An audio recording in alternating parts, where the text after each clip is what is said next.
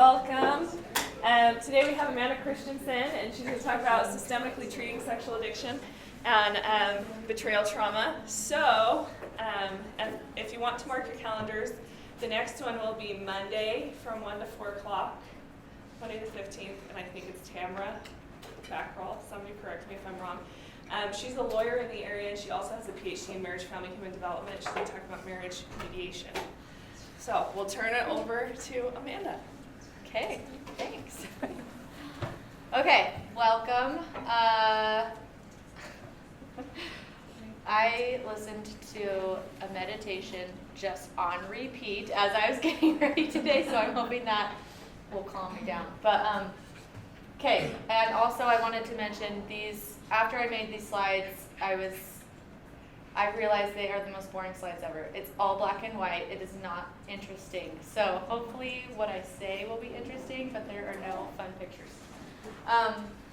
Okay, so I'm going to talk about treating sexual addiction and betrayal trauma systemically, and I know there's lots of opinions.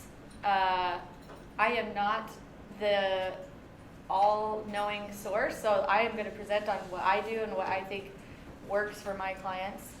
Are there any CSATs in here? No? Anybody who specializes in sexual addiction or betrayal trauma? No? Okay. Anybody interested in learning about it? Obviously you're here, but maybe you just want CEUs. Okay, so what I like to do, and then raise your hand if you're an MFT. Okay. I think it can work both ways, but what I like to do is see the whole couple. So I like to see the addict and the betrayed and the couple. That helps me to know what's going on in the entire system. And there's a lot of benefits, especially when you're dealing with addicts. It's easy to be manipulated as a therapist because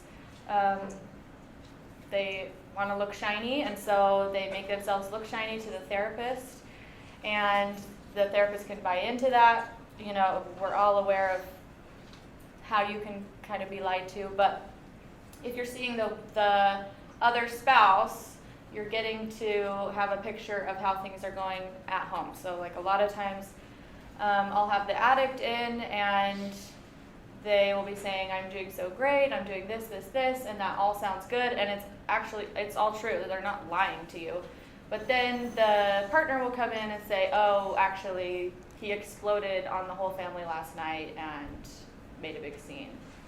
So you get more of the picture, and so you can actually help the addict better. Also, when you're working through a disclosure process, which I will talk a lot about, I think it's great to have the whole system in there because you know what the partner wants to hear in the disclosure, and you know how to help them write it and what's going to be important to the partner. So I'll probably say more reasons as I go for why I like to see all three. I always say the marriage is its own entity, so I kind of treat it as three different people. The marriage is like a separate type of treatment. And then I just wanted to mention to treat this presenting problem, you have to believe in addiction and know about addiction and know that people who are addicted can't just will themselves out of it. Anyway, and that sounds obvious, but I think it's easy to get frustrated with your clients and feel like just stop or, like this should be easy. And so to educate yourself really about addiction and how the brain interacts, I'm not going to talk about that today. The second thing is you need to believe in betrayal trauma, that it is actually traumatizing to be married to someone who is betraying you and sexually acting out and lying to you. And that it's not an overreaction, it's a real trauma response. So I will talk a lot about that. And then third, to believe in healing. When I first started with this presenting problem, I was really skeptical that anybody changed or that anybody got better, because literally probably for the first year that I started working with this, no one was getting better because it takes that long, you know? So I was just thinking, what am I doing? This is terrible. Once you start seeing people actually change, you can believe in the healing process and help your clients. Okay, so especially with this topic, probably everybody knows somebody impacted by this, if not yourself. So I want you guys to just answer these questions in your mind. I'll give you like 5 seconds for each. So who are the addicts in your life?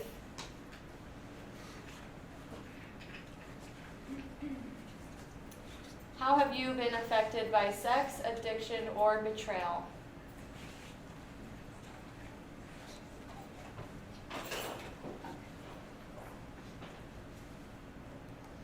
And what emotions come up for you when you think about this presenting problem?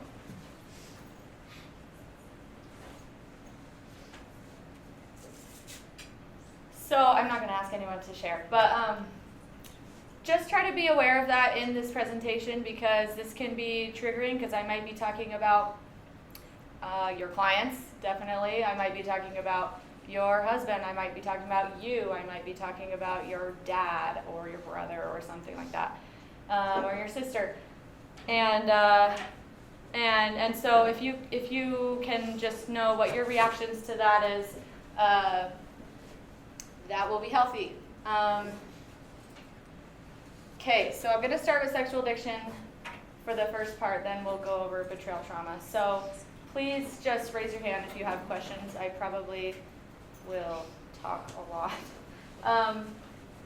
Okay, so with sexual addiction, there is a stigma with being labeled that way.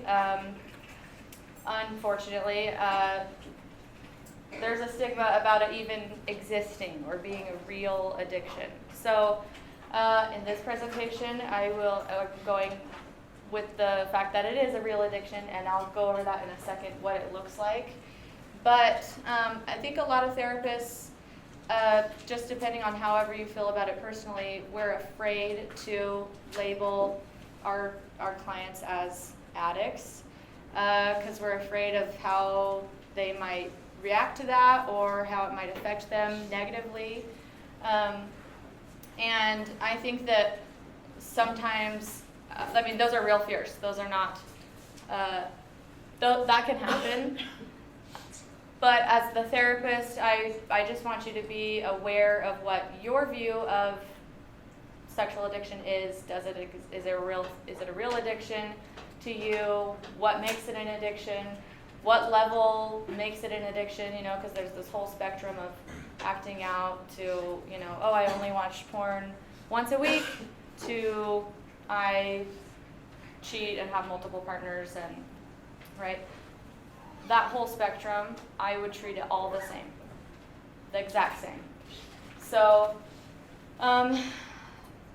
also, I think too, when we label people as addicts, we think that has to carry all these negative things about them. And so I want to clear up that addicts are amazing. They are great dads, great husbands, most of the time, great people, great contributors to the community. So in a lot of ways, we are all addicted to things. So anyway, I believe in them, and I think they're great, and they have flaws that we will talk about. So what defines a sex addict? This is from ITAP, the International Institute for Trauma and Addiction Professionals. This is their definition. So I'll just go over this so we know what it looks like. Acting out. Can I get some examples of what acting out behaviors would be?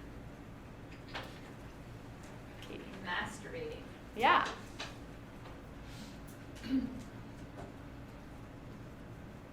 Contacting their affair partner. Mm-hmm. It could be something that's not sexual as well, I'm guessing.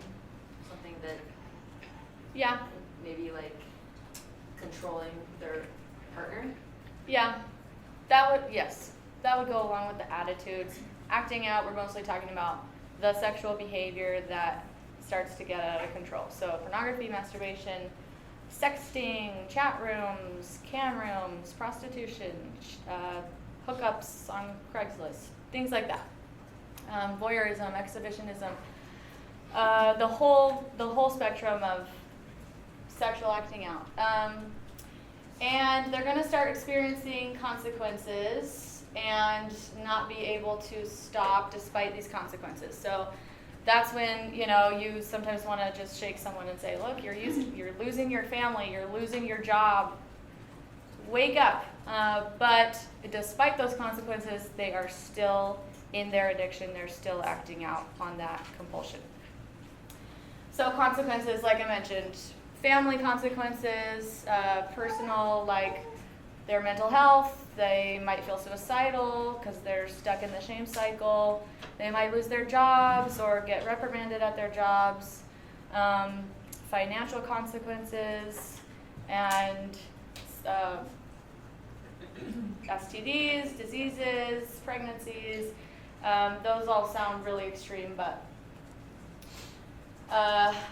yeah, lots of consequences, and sometimes they're not aware of those consequences until something big happens, like they get arrested or something like that, or they get divorced. But they're persistently pursuing this self-destructive behavior, and they always want to stop. They want to stop.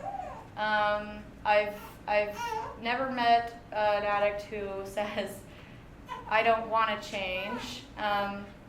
They might be afraid of change, so it seems like they don't want to change, but they hate what they're doing.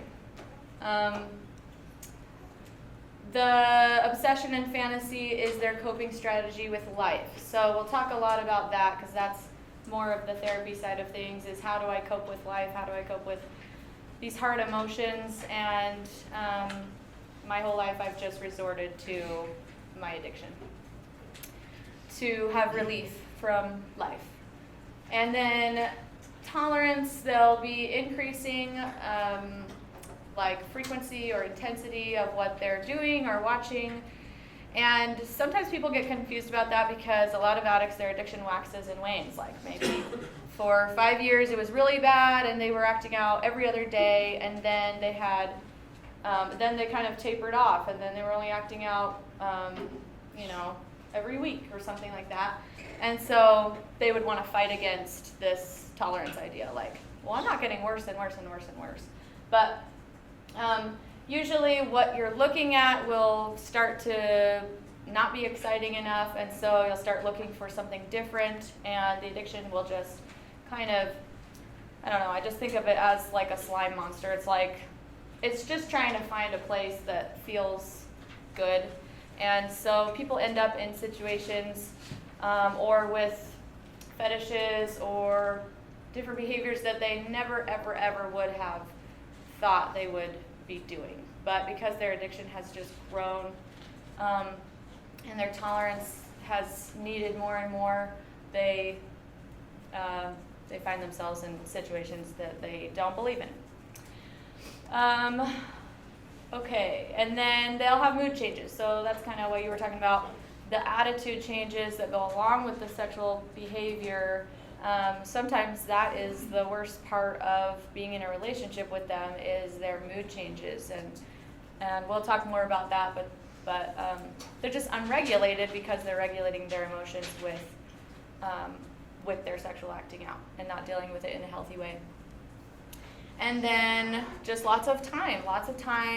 The time will go up and up and up, and that's why the addiction, it starts at home, it starts, in your free time, and then it starts to grow to, oh, now I do it at work, oh, now I do it while I'm driving in the car, now I do it like every time my family is gone, and then you just start spending more and more time and hours, and it becomes your priority. And then obviously that starts to neglect everything else important in your life. So your performance at work might start to fail, or in school, you're not present with your family, and life starts falling apart. Can I have someone read this segment from, this is the white book. That'd be great. Go ahead. Many of us felt inadequate, the whole thing, right? Yeah. Okay. Many of us felt inadequate, unworthy, alone, and afraid. Our insides never matched what we saw on the outside, on the outsides of others. Early on, we came to feel disconnected from parents, from peers, from ourselves. We tuned out with fantasy and masturbation. We plugged in by drinking in the pictures, the images, and pursuing the objects of our fantasies. We lusted and wanted to be lusted after. We became true addicts, sex with self, promiscuity, adultery, dependency, relationships, and more fantasy.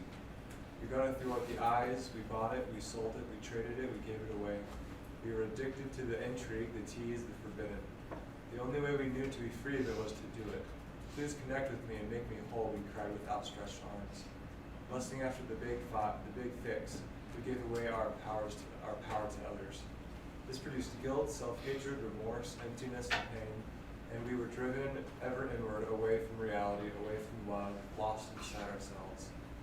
Our habit made true intimacy impossible. We could never know real union with another because we were addicted to the unreal.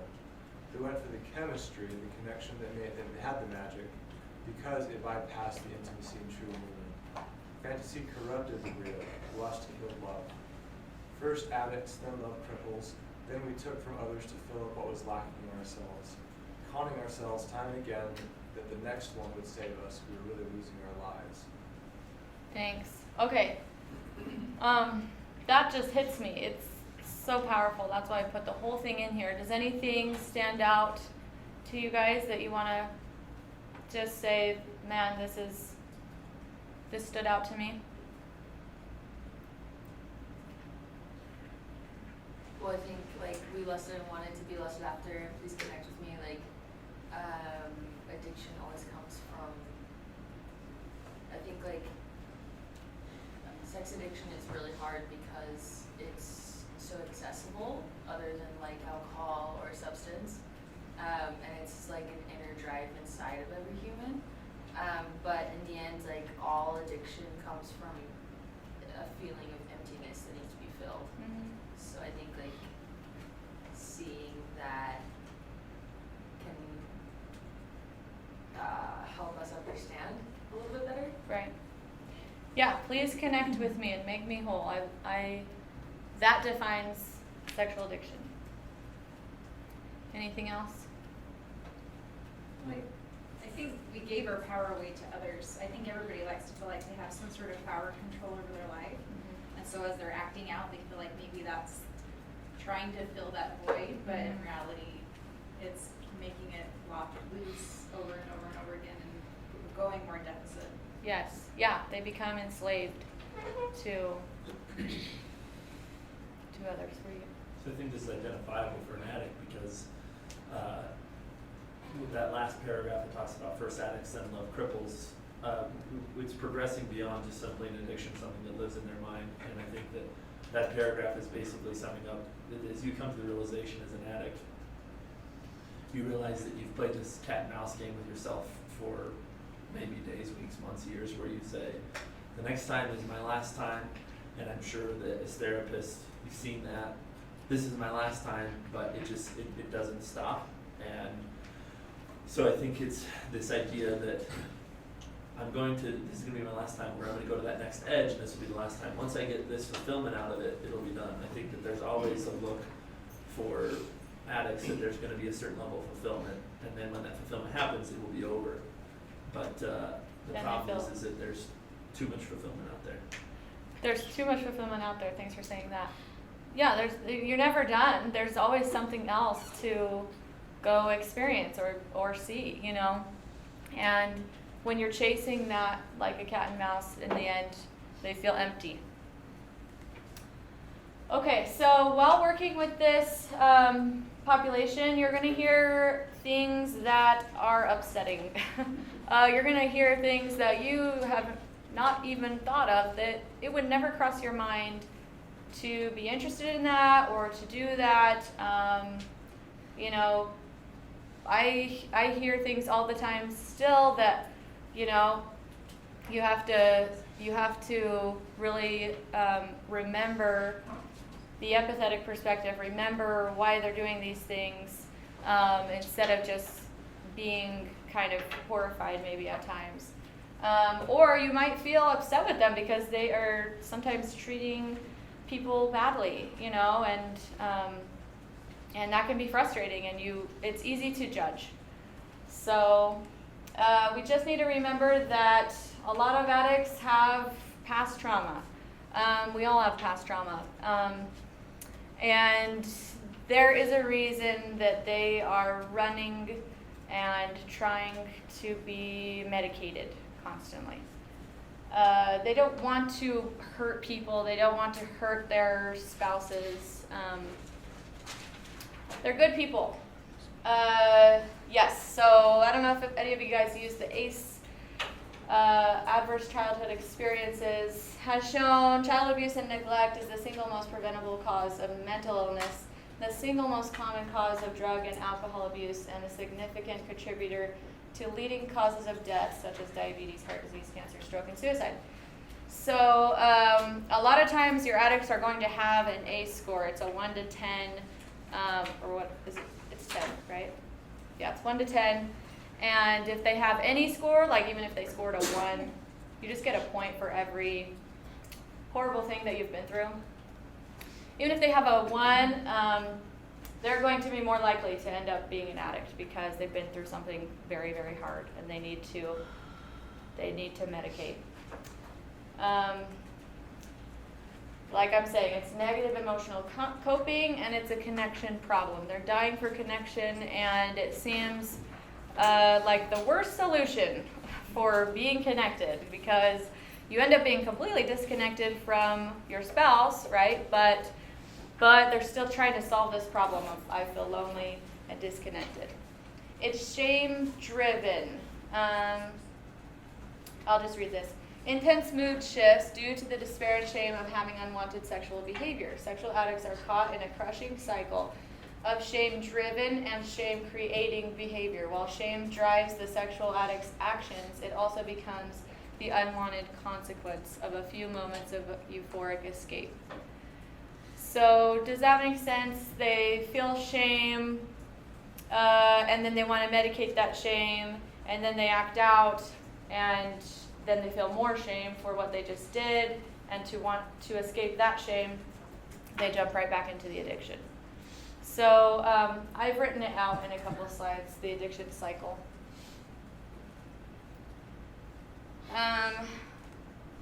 Okay, they're afraid, they don't know how to connect in a real way or love themselves. So really, it can help you have empathy if you just see them as, kind of a scared little child, because that's probably when their addiction started, probably either, anytime below 18, it probably started then, and they were afraid, they didn't know how to cope with life, and they got exposed, and this is their drug.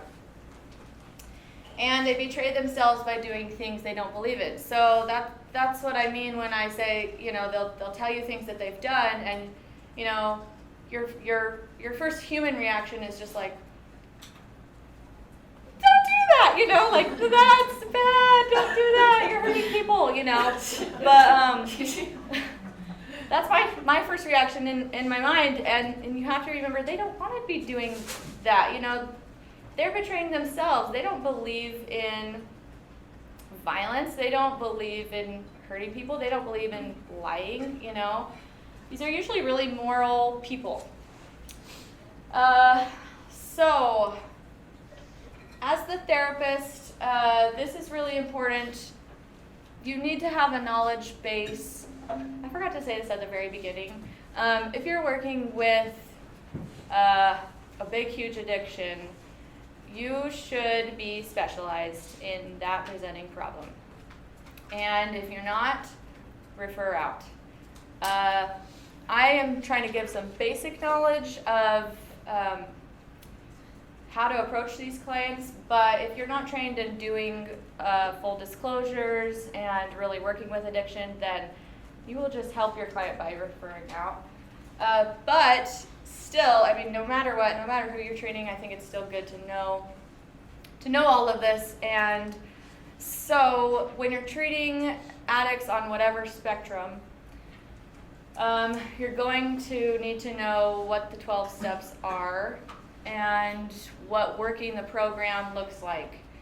I'll talk about that in a second. The White Book is the book that they read at Sexaholics Anonymous or whatever group that they go to, at Sexaholics Anonymous or at SAL groups, which I'll talk about those at the end. And the White Book is amazing. That's an excerpt that we just read from. It's really, really good, and as a therapist, you should read it. And then you need to understand what addict behavior looks like, because then you can call it out. You can avoid being manipulated, and you can help your client in a better way. If you're aware of what normal addict behavior looks like, then you can just label it, oh, that's addict behavior. Let's talk about it. Okay, so the reason I feel passionate about this is at first, when I got trained, I was told, send your guys to group, okay? I also didn't say at the beginning, I'm probably going to be referring to the addicts as males and husbands and the betrayed as wives, even though it does happen with both genders. I just mostly see husbands being the addicts and wives being the betrayed, but I definitely have had the other way around a couple of cases. So I was told, send your guys to group, send your women to group. They'll get support, and you'll have a better experience with your client. So I did that, and they would come in and talk about group, and I had no idea what they were talking about. I mean, I think we took an addiction class in my master's, and we had to go to an Al-Anon group and kind of explore a couple of things like that. But I knew nothing about the 12 steps, what they were, what the group experience was like. And now that I know all about the 12 steps, and I've really tried to educate myself on it and read the White Book, and I know the lingo better, my therapy is way more efficient because I'm using what they're doing outside of therapy in the room, and so we make more progress faster, and I know what they're talking about. They'll be talking about something, and I can say, okay, that sounds like step 1. It sounds like we need to talk about unmanageability, right? Or they'll ask you too, what's a step 4? And now I can tell them, okay, this is what a step 1 inventory is, this is what a step 4 looks like, and this is what a disclosure looks like. So I could probably spend a lot of time talking about that, but I'm not going to talk about that. I'm just going to say try to read what the 12 steps are, know what they are, and know what they're doing at group. And if you don't know, ask me or ask someone who's been to a group, because it helps clients a lot when you ask them to go to a group that is super scary and vulnerable. If you can tell them, this is what's going to happen. You're going to walk in, you're going to sit down, and then all you're going to have to say the whole time is your name and this and this, and then they're going to do the reading, and then they're going to do the sharing, and then the sharing. If you can kind of walk them through it, they're going to be more likely to go and have a good experience. They're not as terrified. And then, okay. So then this section is just kind of what I use in therapy, but you can use any theory that is your theory, So if you are just straight up CBT, you can do that. This is what works for me and what I like. So trauma approaches, you're going to need some kind of trauma training, and use EMDR or mindfulness or the somatic experience, or any kind of trauma work that you do. You'll have to do that with them. And then I use CBT to challenge core beliefs that are driving pain and shame about themselves, about others. And narrative therapy I love, and that goes right along with writing a disclosure, because you're basically writing the story of your life, and so you can insert narrative therapy really easily while working on disclosures, because you are storying their life, and so you can help maneuver that and help them process that all of that content. And then parts work is really important.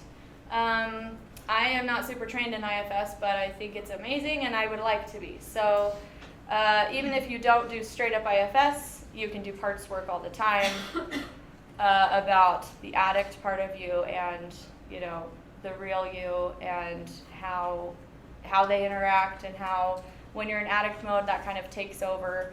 And I try to separate them a lot because they're in their shame of being stuck in this addiction cycle, and you don't want that to define them too much. Does that all make sense? Any questions on therapy approaches or? Okay, so then it's a pretty structured treatment. It's not, it's not just listening. It's like I will tell my couples this is going to be like taking on a part-time job. This is going to require a lot of work. This is a pattern that you've had for 30 years, and so it's going to take time to heal from this, and a lot of outside work and hard work in therapy.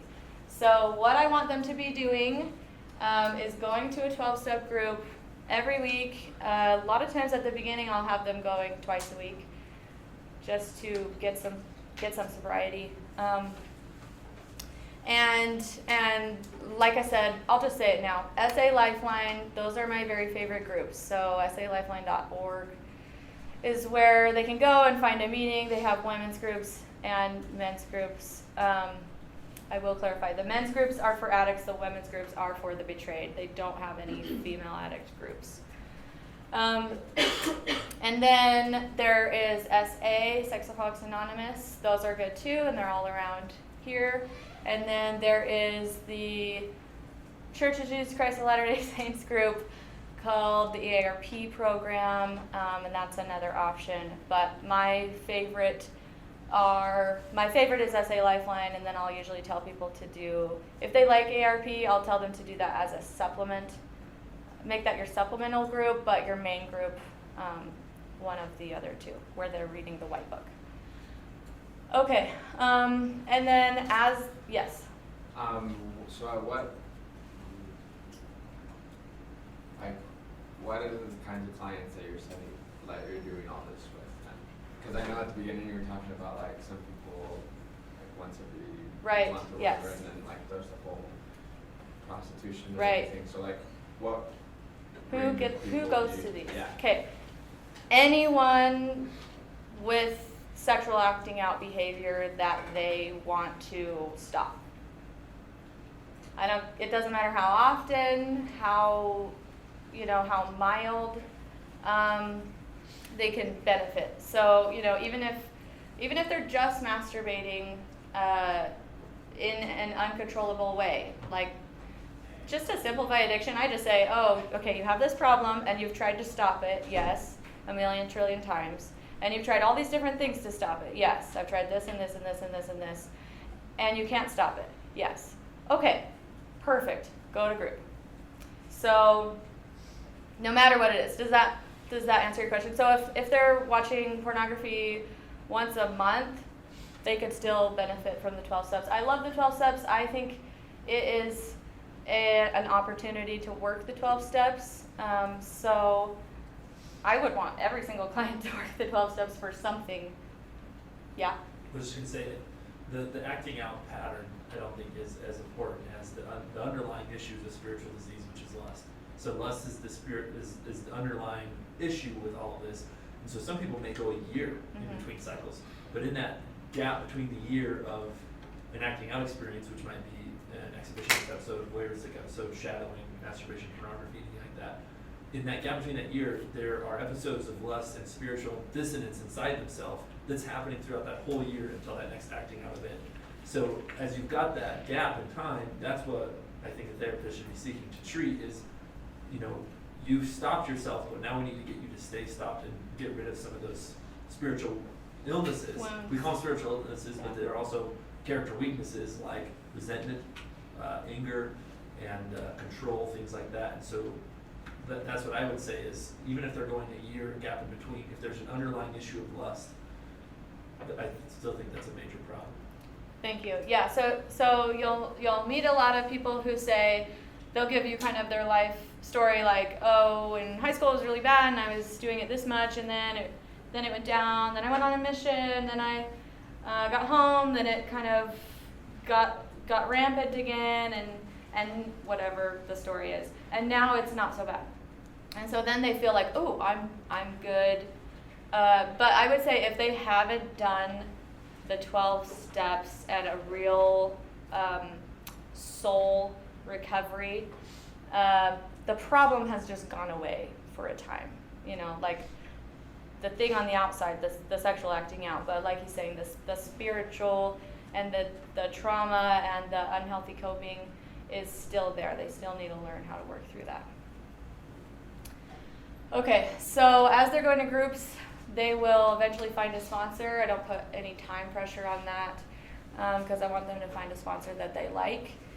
But eventually they'll find a sponsor and they'll start calling that sponsor and working the steps with that sponsor.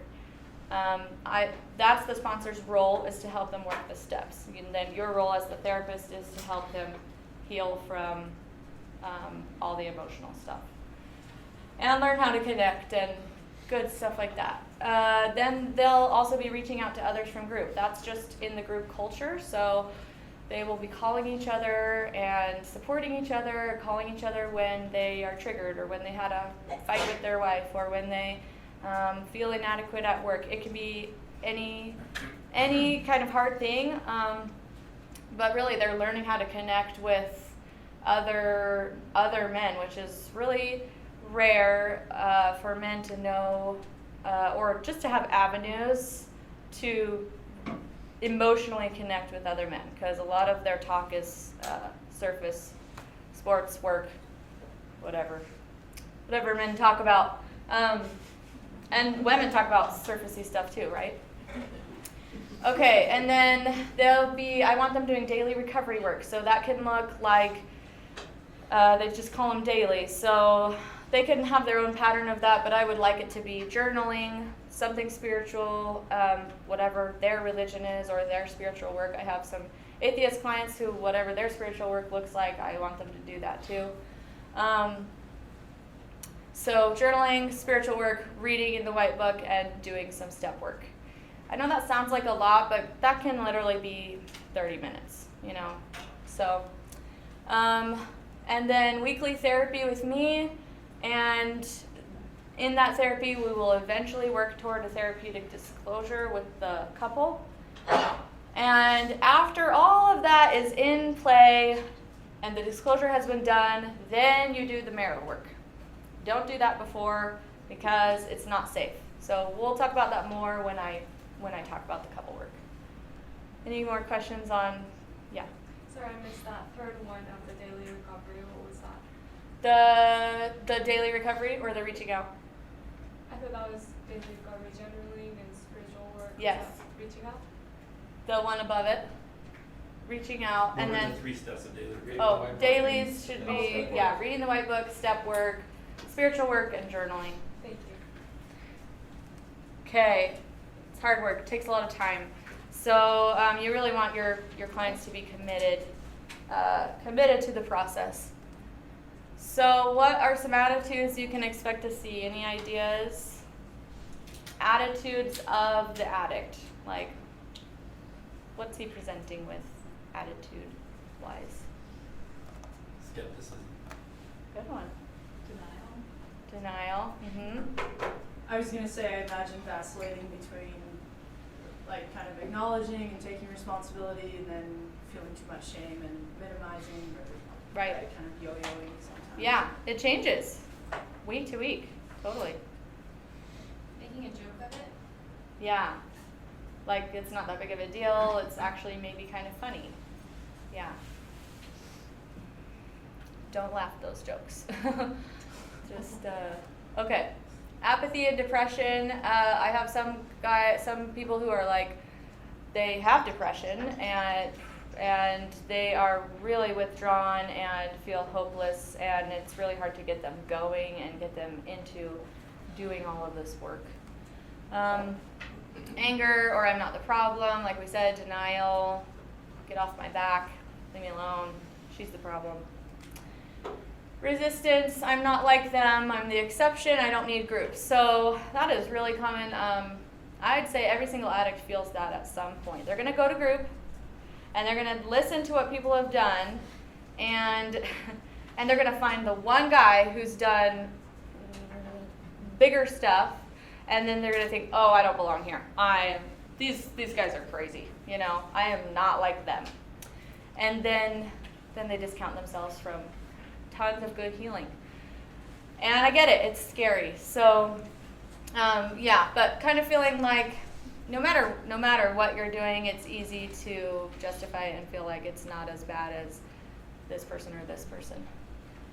All or nothing thinking, I'm terrible, I'm cured. So that's kind of what Steph was talking about. It might change week to week. Like they might feel like they might have just relapsed and they're in a slump and they're like, oh, there's no hope. Why can't I stop this? I'm doing all this stuff. I'm trying so hard. And then say they get like 30 days sobriety and then they'll come in and be like, I think we're good. Like, I think we're done with therapy. And I'm like, no, we're not. But that sobriety is good, you know, but it's not the whole thing. Critical of self and others. So you're going to feel that as the therapist. Yeah, I have felt that. The second they walk in, they are like sizing you up and they're like, okay, you are a young girl. I don't need to take you seriously. I'm a CEO and I make, $300,000 a year. So impress me. I've gotten that many times and it sucks. I hate that. So they might be critical of what you're doing in therapy or they might be really internalized and hating themselves and, like we said, stuck in the shame cycle. Playing the victim, everyone hates me, so that you'll have to be aware of. They'll all take their turn playing the victim, and they're not trying to, it just happens. And then they might be really humble and good humility, not self-loathing humility. Hardworking, do all the work, love those guys. Motivated and eager. Sometimes the eagerness can get too much. Like sometimes I've said, okay, start writing your disclosure, and I'm thinking I'll get, maybe 2 pages. They come back with like 24 pages, and I say we need to slow down. But they're just so eager to get better, So it's still a good thing, but you want to slow them down. And then once they start turning from their addiction to their partners, to being present, to their higher power, they are going to start feeling what real connection feels like. And some people will say, this is amazing. I have not felt this before. And they will feel high on connection, which is awesome. You're like, yeah, that's what we've been going for. Okay, so how do we handle the resistance? Empathize with them. Empathize with why the problem is there, why they're scared to let go of it. They want to hold on to their addiction because it's their pacifier. It gets them through life. It's gotten them through a lot of hard times, And so they don't want to let go, and so they're going to blame you or blame others or act like a jerk or go into helpless mode. They're going to do all of these kind of frustrating things. And believe in healing. Now that I have more experience and I have seen what works, I can say with full truth, if you do all of these things that I just listed out and you're willing to do the hard emotional work and we do it, you will get better. Your life will be better. Everything will be better, and I can say that feeling like that is the full truth. So you have to believe it's possible, and not everyone will choose that healing. And then slow it down, like I said. The second you bring up group, some people will say, nope, I'm out, not doing that. And you don't want to lose the client because then they're not going to get helped. So I will just say, okay, I will continue to bring it up because I honestly haven't seen someone do the full recovery process without being in a group. But we'll do it on your time.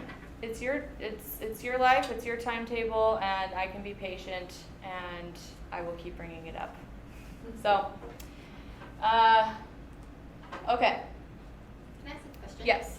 So in regards to the resistance, I have a lot of couples who will come in as a couple, I guess like off the bat, specifically wanting to work on the relationship because the addiction is affecting the relationship. Right. So then at that point, do you like accommodate that, or do you just say no, we need to do separate individual work? Because in my experience, the person who has the addiction, is oftentimes the denial that I'm seeing. Right. The anger, the denial, the depression, some of those things. And so they're not necessarily like committed to counseling. Uh-huh. So I often see them as a couple, and then once they're ready for the individual, I do that. But like, how would you go about that? Would you just say this is like the reality that I see that works?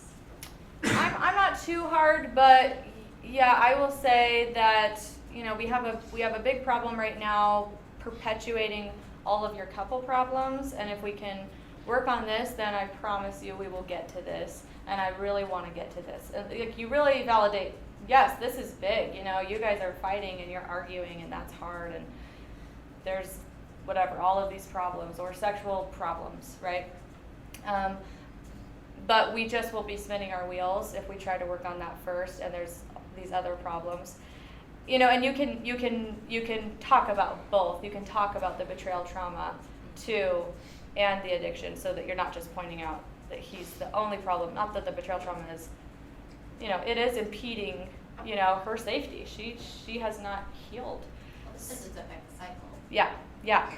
So yeah, if you start to just go into like EFT or something, it'll probably get worse. So yeah, I'll just try to maneuver it, and I'll talk about that. I'll just talk about it right now. So usually I'll set up kind of a system of husband-wife couple.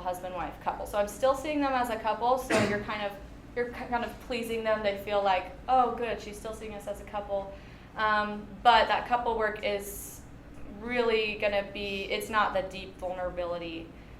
It's kind of setting up the structure and making sure that the individual work is happening and going smoothly and boundaries are going well, and I'll talk about that more. Does that answer? Mm-hmm. Kind of? Yeah. So sorry, go back a little bit about like a therapy approach. But the resistance, that slowing down part, made me think about strategic approach. What do you think about strategic approach for that? There's a lot of therapists who do tons of strategic work with addicts because, I don't know, strategic work is kind of manipulative, right? That's my opinion. You're nodding your head. Okay, I'm not crazy. So like you're dealing with a manipulative person, and so sometimes strategic work can be a really good idea. It's great. There's therapists who use that a lot. They'll find a way to get the client to do what they want. That's kind of how I see it, but I could be wrong. I don't use a lot of strategic work, but it's not a bad thing. Okay, so the themes of treatment when you're working with the addict are the relapse prevention and recovery. So yes, they need to be sober to a degree, or else you're just not going to get as fully functioning of a brain to work with. And so sobriety is important.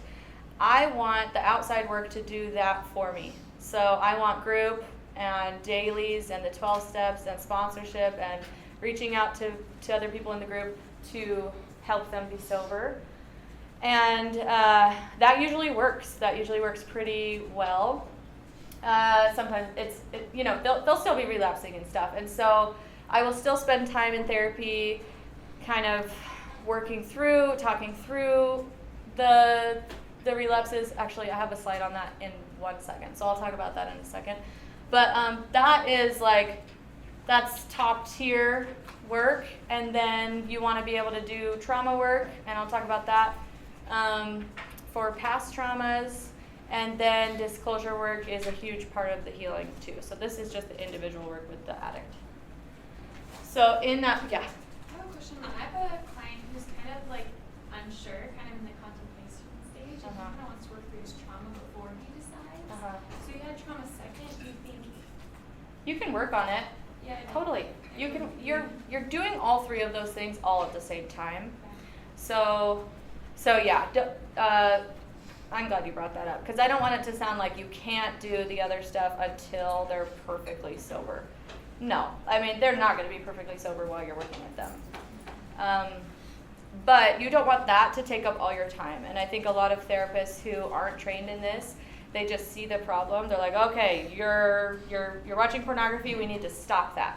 And so they're going to take the whole 50 minutes talking about, boundaries and how to stop that. And then that's all they're doing. And then he's not healing anything. He's just making plans. And I would rather the sponsor and group and the program help him do that. And I will do it too. Sometimes it's really important, sometimes he's relapsed and he's really down, and so you spend the whole session on that because it's needed. But as the therapist, I would rather do the deeper work because that's the real problem. So, so when you're working on this stuff, you're going to teach them the addiction cycle. I'll show you that in a second. And when they have a relapse, you will talk about where, you'll talk through the addiction cycle and what happened and, kind of how we could have intervened and what pain and shame they were feeling. So then you're getting to the roots of it. You want them to be making their own personal boundaries. So the best kind of addict client is the guy who comes in and he's like, okay, I did this and I've decided that I'm not going to watch Netflix by myself at night after my wife has gone to bed, and I'm not gonna, I already deleted all my Apple Music and whatever. Like, they've already problem solved by themselves. That's awesome. So that you're not having to baby them through it, really. And like, they want to be protected themselves, so they are setting their own personal boundaries. You're processing relapses and preventing them, and you're talking about accountability versus shame. So I probably don't have too much time to talk about that, but accountability and shame look very different, and they probably don't know the difference because they're stuck in shame. So you need to teach them how to disclose things and talk about their relapses and talk about their addiction with their head held high, looking you right in the eye, and being accountable and saying, this is what I did. This is my plan. This is what I did about it. I've called my sponsor. I've done this. I journaled.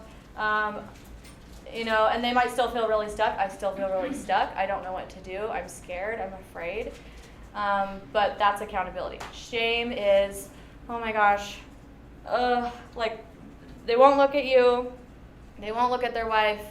And they're kind of wallowing, feeling helpless, being victimized. It's hard to progress when they're stuck in shame. So as a therapist, you're always kind of redirecting them, and I'll just say, look at me right now. It's okay. Tell me what happened. I'm not gonna shame you, and let's talk about what you're feeling. Okay. Then they need to understand what their emotional and physical triggers are, so they'll kind of do that in the addiction cycle work.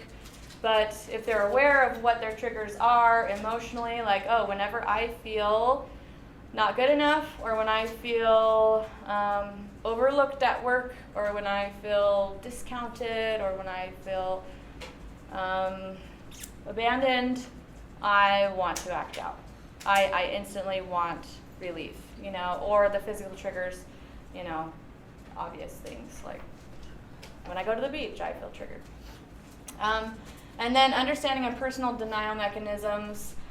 So there's just a really good, I should have linked it on here, there's a good website by Gorski. Anybody know that? I don't know the first name.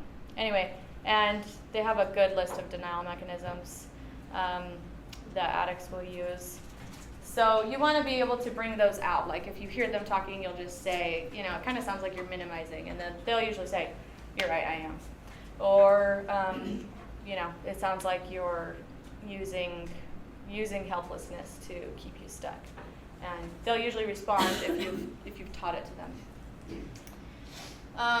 Okay. In this vicious cycle, what was used as the cure becomes the sickness. What was used as the medicine becomes the poison. The answer becomes the problem. So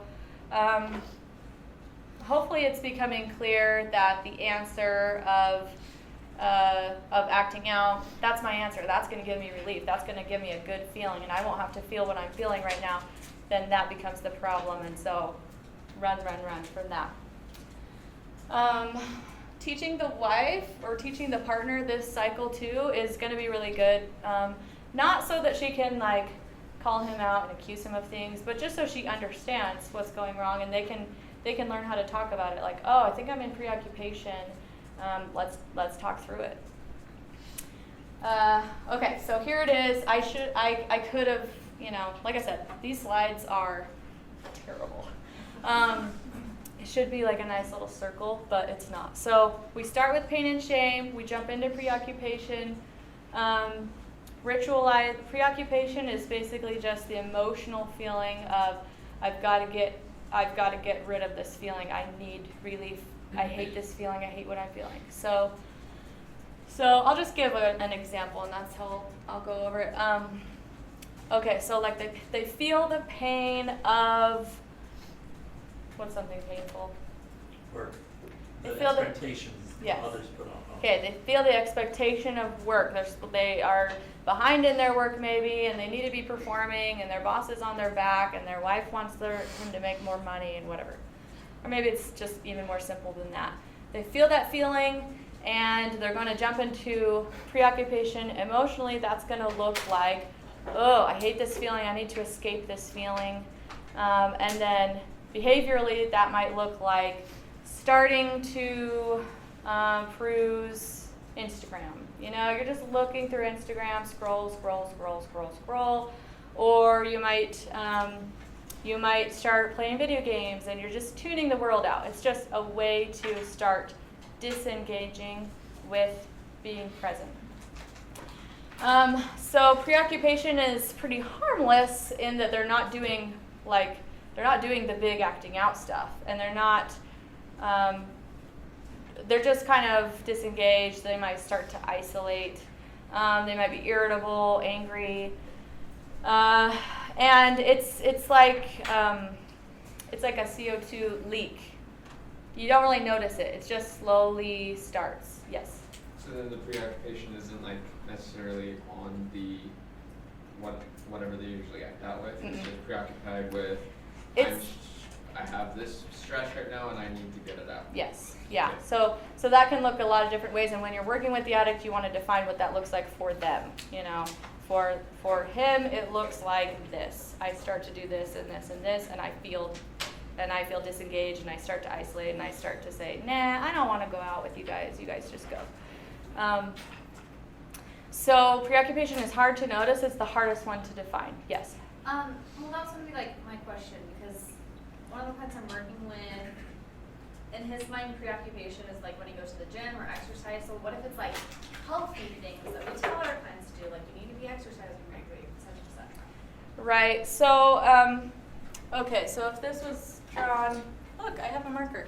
I'll just draw it over here. So here's the circle. Here's pain and shame. And here's preoccupation, ritual, acting out.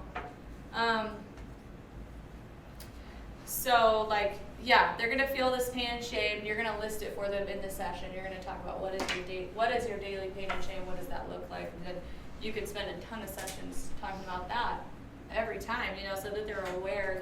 This awareness is never there, so you can help a lot with that. And then what does it look like when you jump into preoccupation? And okay, so what is the alternative? What else do I do? And then there's all these healthy things that you could start doing those, and you might still be in preoccupation if you haven't acknowledged this. So The healthy cycle is acknowledging this, and I just like go a different way, you know. And then you can do your healthy coping. Everyone has to cope with life, but do it in a healthy way. Healthy means you know what's happening. You know, oh my gosh, I feel inadequate at work. And I'm triggered because I feel inadequate, and I feel pressured, and I feel like I can't do it, and I feel scared, and I feel overwhelmed. And so I'm going to talk about it, I'm going to reach out about it, I'm going to surrender it, I'm going to pray about it, whatever their recovery looks like. You know, I'm going to be communicating with my partner about it, and then I'm going to do healthy coping. I'm going to go on a run, you know, or I'm going to do my hobby, and I'm going to do self-care and take care of myself. Does that make sense? Okay. So after preoccupation comes ritual, which is just the setting up behavior of the acting out. So ritualizing. So with this person, they started going on Instagram, and then their ritual is usually going to look the same way for every relapse, and they won't even be aware of that. Usually when you start mapping this out, they're like, oh my gosh, I do this every day at 3 a.m. What the heck? I didn't even realize that. And so you'll want to define what their ritual looks like where do you act out, what do you use to act out, and how are you setting that up. So, I start to, I decide that I'm just going to go into the bathroom to have more privacy. And even when they're ritualizing, they aren't even necessarily thinking, I'm about to act out. They're just following that pattern. Like, it just happens every time. And it's kind of like they're a robot just acting on that addiction.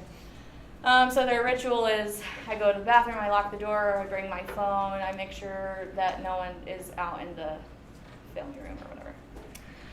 And then I go to this site, and eventually I'm going to jump up to acting out. Eventually I'm going to land on pornography or on chat rooms or on this or that.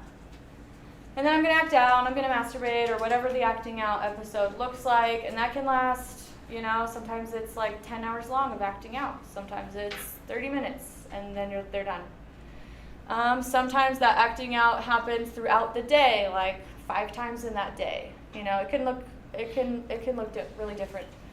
And then after that acting out, they're going to do a secrecy and hiding ritual. So how do you hide it? Well, I delete my history. I make sure I was on incognito. That would be the ritual. And I decide what story I'm going to tell about where I was and what I was doing. So, and that doesn't really have to be that deliberate. It's pretty simple to think of a lie, you know. So then they start being secret. Eventually they might tell somebody, like their sponsor or their spouse, but maybe they won't. And then because they just acted out, they feel pain and shame squared. Meaning they have all that whole list that we wrote out, that's still there. They still feel inadequate. They still feel pressured at work. They still feel overwhelmed. And now the pain and shame is squared because now they feel the shame of, what did I just do? I messed up again. What's wrong with me? Oh my gosh, my wife is going to be so sad. What am I going to do? And then, what do you want to do? Escape that feeling. So that feeling sucks, so you want to jump right back into preoccupation. So this cycle can last, like the preoccupation phase can last, it could last a year. You could be in preoccupation for a year, just like kind of fighting off the relapse or white knuckling it or not aware of how unaware you are, you know. Or preoccupation could last a couple of hours, you know, so. Anyway, I wasn't going to talk about that for too long. Trauma work is a big part of what you're doing. That's what I really want to get to. You know, that's the meat of the work. So trauma is something that separates us from ourselves and others. So they might have had some trauma in their early life. It could be anything. You know, it could be your parents' reactions to things. It could be some sexual abuse. It could be bullying. It could be a near-death experience, but it could be really small things too. You know, it could just be feeling lonely in school and not belonging. You know, And then when they start acting in this addiction, the addiction separates them even more from themselves and others. So, like I said, they're not aware of what they're going through emotionally because they just instantly escape it. So there's no time. There's no time to analyze, like, okay, what am I feeling? And no one has taught them. Their parents didn't teach them healthy emotional regulation. So we need to be doing that now for our kids. And then the hiding in secrecy separates you from the rest of the world. You're hiding this secret. You don't want anyone to know the real you. Okay, this is from the White Book of Above all, I think I was afraid of finding out what I was really like on the inside. And so the pain began. We have to suffer to get well. So to do trauma work, like I said, you can do it any way that you want to do it. I like to have them doing mindfulness and maybe yoga, learning to be present, EMDR maybe. I don't do EMDR, but I might refer it out. Some IFS work and changing unhealthy coping to healthy coping. And then more trauma work is done in the disclosure process because, like I said, you're using that narrative therapy and you're really processing through everything that they've been through. Okay, and then the disclosure work. These are just some good quotes. Bessel van der Kolk is amazing. Every word he writes. So can someone read that out loud? As long as you keep secrets and suppress information, you are fundamentally at war with yourself. The critical issue is allowing yourself to know what you know. That takes an enormous amount of courage. Okay, so being at war with yourself feels really familiar for addicts because they're in this tugging, they don't really want to be doing what they're doing. And you will feel loved to the degree that you have no secrets. That's by Jeff Ford. He's a MFT, specializes in this. Which means that the more secrets you have, the less you feel loved and the less you feel connected. Because no one can know you, so you're not going to be vulnerable and let your walls down. So, so they're crying out like we read in that excerpt. Please, someone comfort me, heal me, make me whole, right? But a lot of times they're not willing to get honest to get to that result. So once they are honest, they can get there. Okay, so these are additional goals. I had even more things listed, so I had to take stuff out. So I know it looks lengthy, but all this stuff is important. And I don't know, I guess I'll go over it. Real connection and emotional intimacy, not confusing it with only sex. So a lot of times when you talk to addicts, you're talking about connection, and in their minds, they think you're talking about having sex.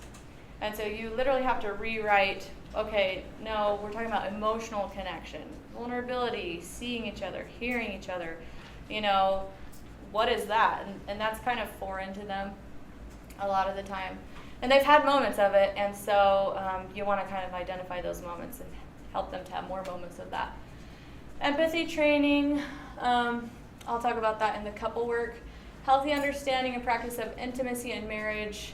So once they do start becoming intimate in marriage, once the trust and the safety has been built back up, they need to do that in a healthy way, and that takes work. That takes many sessions. And sometimes they want to do that right at the beginning. So I won't do that right at the beginning. Some will say, okay, I don't know how to do sex right. I just get carried away in lust, so let's just not have it at all. So they go sexually anorexic. And that's not healthy either.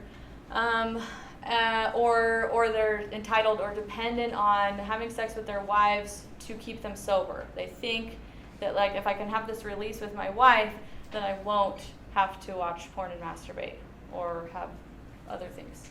And that is totally incorrect. So the intimacy work is a lot. And a lot of times you can do that individually with him, kind of educating him on what's appropriate and what's not, and what's a healthy couple relationship, and then later you'll bring that into the couple work. Okay, challenging core beliefs, separating real self, the parts work, and respect for boundaries set by others and set for the self. That's a lot of the couple work is what do we do about boundaries and how do we set them, how do we accept them, how do we follow them, how do we reset them and navigate how they get broken, you know. People-pleasing work. Okay, this is confusing. People-pleasing work, narcissism work, and looking shiny.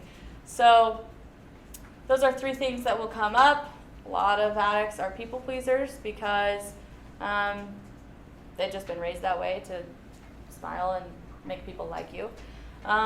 They are often very charming, and so a lot of times that is their wall so that you can't get into the deeper stuff. So they're just like a super nice guy, you know, and everyone loves them, and so no one actually gets to know them because they put up this wall of, you know, saying yes to everything and being the good guy. Then narcissism work, I'll talk about that in a second. And then self-regulation and addressing comorbidities. So often, you know, they'll have other things going on like anxiety or depression, or even bigger things like bipolar. Perfectionism is huge. So things like that you want to be aware of, and you want to be addressing those things too while you're doing the addiction work. Okay, do no harm is important. These are the ways that you can harm your clients, in my opinion. Giving them a narcissism diagnosis. They probably are not narcissistic. Most likely they do not have narcissistic personality disorder. That is not that common.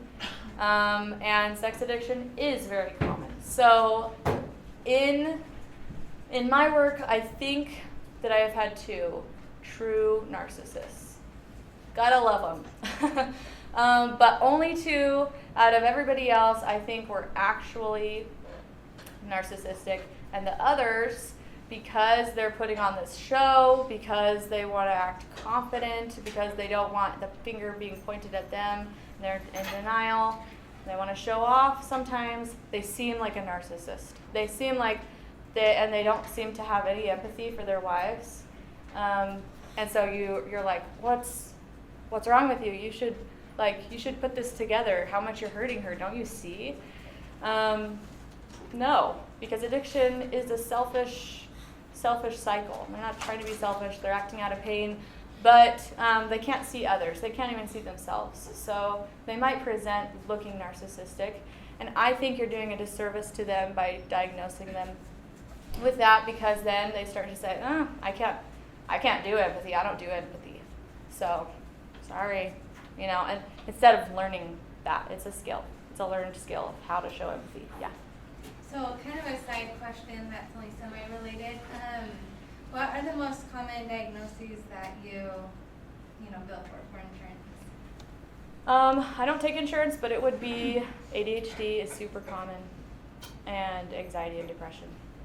So, yeah, it's really easy to diagnose someone with anxiety or depression, because they're probably, that pain and shame is probably the anxiety or the depression. And then the ADHD just seems to be common, impulsive, or, yeah. Okay, and then if you allow yourself as the therapist to be manipulated, you're doing a disservice to your client. You're just playing their game, and they win it, and they don't get better. So, like I said, you want to be really aware, and right when you start, it happens to me still where I'm like, oh, poor guy, like, nobody's noticing how great he's doing, you know, and like, man, his wife is like being really mean, what the heck? And then I'll like have this light bulb. Oh, I think he's looking shiny, and kind of pulling me into this cycle that like this problem really isn't that bad.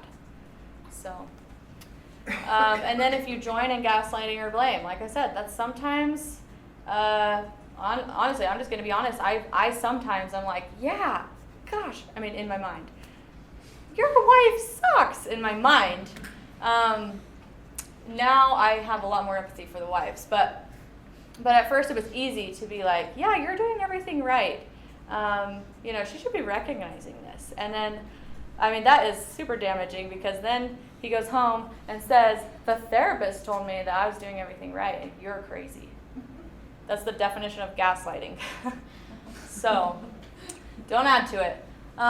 Quick fixes or too much focus on sobriety. Like I mentioned before, sometimes that's like the only thing you want to solve because it is so detrimental. And so do spend time on it, but that is not your only goal.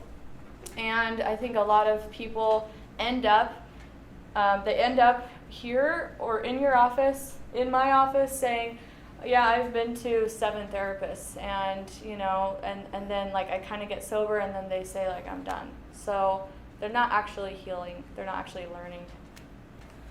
And then perpetuating shame. Like I said, watch your reactions. Watch how you treat them. Don't be condescending. Don't increase the shame. I know that sounds obvious, but you do have to be aware and actively, trying not to do that. Does that make sense? Yeah. Well, I think there's also perpetuating the shame that they feel like you're shaming them. Mm-hmm. And then there's the perpetuating the shame. And what your example earlier, you're saying when someone's feeling shame, you want them to look you in the eye, you want them to break off of that shame, because they're using shame as manipulation. They learned early on from their addiction that shame has benefits. It keeps the spotlight from being on them. It keeps them safe. They've used it as a safe mechanism with parents, with their spouse already, because it's hard to want to correct like a ran over dog, right? Yeah. Like a ran over dog, you're not going to say, well, you should have been running in the street. You're going to first want to help that dog. Yeah, right. You're going to want to help. And so that shame, I think, comes across to those around the addict as I need to help them. I need to fall upon them rather than hold them accountable. Mm-hmm. So I think a therapist can't let shame manipulate them into saying, like you said, oh, I do feel bad for that. That's a manipulation tactic. And whether they're doing it overtly or it's just something that they've learned and they're not conscious of. Yeah. Thank you. Yeah. And there's a difference. Like I'm saying, have empathy. That's real. I don't want people to get the impression that you're just like, no feeling, you better do the work, suck it up. Don't do that. But, don't feed the shame cycle or add to it or play into it, because it's not helpful. They've tried it. It doesn't work. Okay, so I think we'll take, is it a 10-minute break? Okay, so let's take a 10-minute break. I'm going to put this up here, and you can just look at it, and then I'll kind of ask you what stood out to you when we come back. Okay, so what do you guys see? Just tell me what you see in this creative, I don't know what, vision board. Spiritual. Yeah, spiritual. What themes do you see? Or anything that is interesting? The one almost in the center, running from emotion, is much more exhausting than actually feeling. Uh-huh. Yeah. Good quote. What else? Lion and suits. The lion and the, yeah, what do you? Lion and suits. What is it? That one is kind of about wearing masks.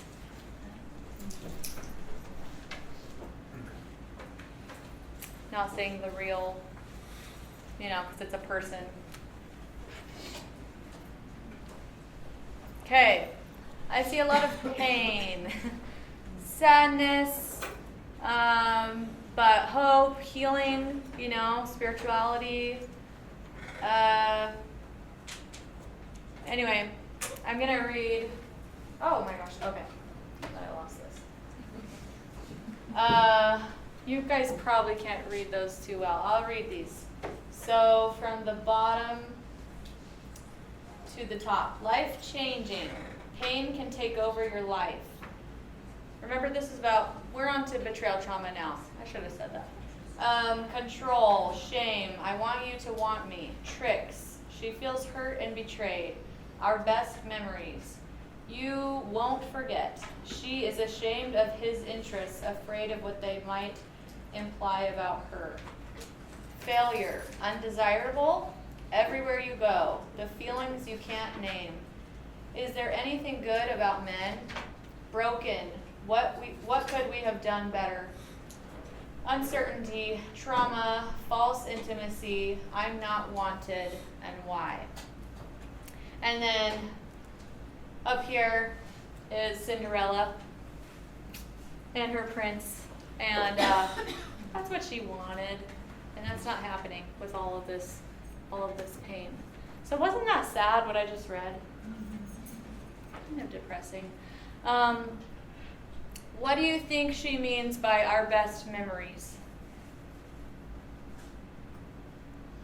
They're fake. Right? Yeah, they're fake.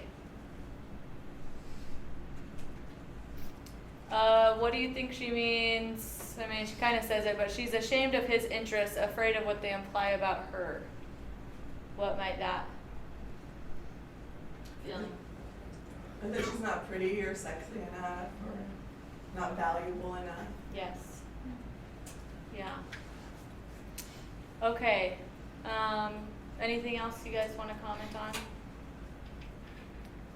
I think that what could we have done better? I think that maybe if I had more sex with him, maybe if I was more, something more. Right. He wouldn't have strayed. Yes. Yeah. I think something that sticks out to me is like false intimacy, because I think it can be easy when we're betrayed in any way to feel like everything was a lie, or everything that we experienced with that person now loses its value and meaning, and that could be like devastating. Yeah. Which it really isn't necessarily that way. Yeah. I'm glad you said that. Okay. I want you to want me. You know, you feel desperate, you know, and so rejected when you find out about this betrayal. So, okay. So I have till 4, right? So I gotta go. Okay. Betrayal trauma, lust, like alcoholism, is a family disease. Everyone tied to the sex drunk is affected.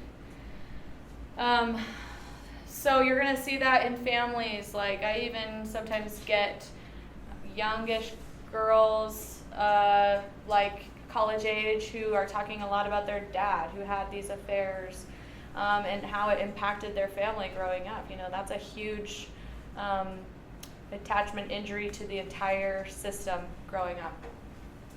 And then obviously to the spouse, to parents. Like, there's a lot of parents that are feeling so helpless because their sons or their daughters are being affected by either addiction or betrayal.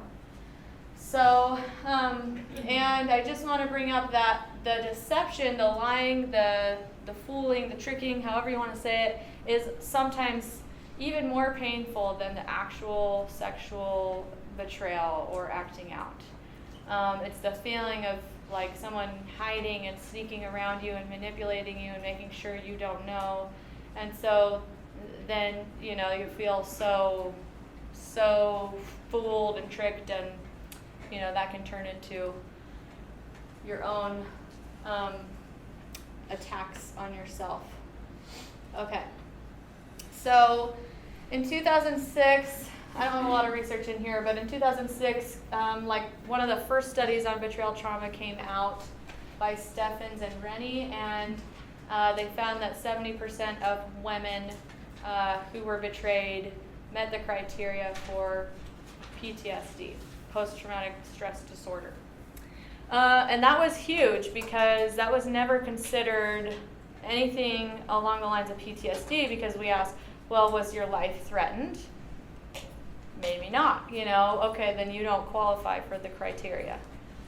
So I'll talk about that. This is using a lot of research too from Dr. Kevin Skinner. He has done tons of questionnaires to thousands and thousands of women. And these stats are from about 1,500 of a sample size of women who have been betrayed, but now he has even more research because that was, I don't know when that was published. I should have put that on there. But and I've referenced the book at the end. So, threat to life. This is the hardest one to meet the criteria for. And so I'll talk about how you can, you know. I don't really care about I don't really care about the criteria that much for insurance billing, but as far as treating this person, you need to be treating real PTSD, and you need to see it as real PTSD. So 90% in those surveys of 1,500 said they felt violated due to their partner's sexual behaviors. So 90%, that is huge. Feeling violated, which is, you know, a really terrible feeling and feels threatening and abusive. They have fears of STDs, or they do get STDs. 40% have said that they hit, hurt, or threatened me, meaning the spouse had hit, hurt, or threatened them since the addiction had come out. So that had happened, and then an additional 20% said that physical abuse was sometimes happening half the time.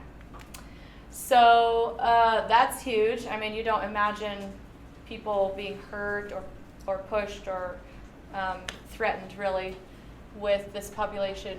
You just think that's the extreme cases, but it's probably more common than you think. And then just the experience of being forced to have sex or pressured to do sexual behaviors they're uncomfortable with. So that's super common, yes. So is the 40% that say that they've been hit, hurt, or threatened, is that during sexual interactions? That's just in general, yeah. So that's kind of like the attitude part of the addict behavior. They're sexually acting out, but also, you know, they'll get angry and irritable and loud, and, you know, some do that and some don't do that. Some just retreat and isolate and mope.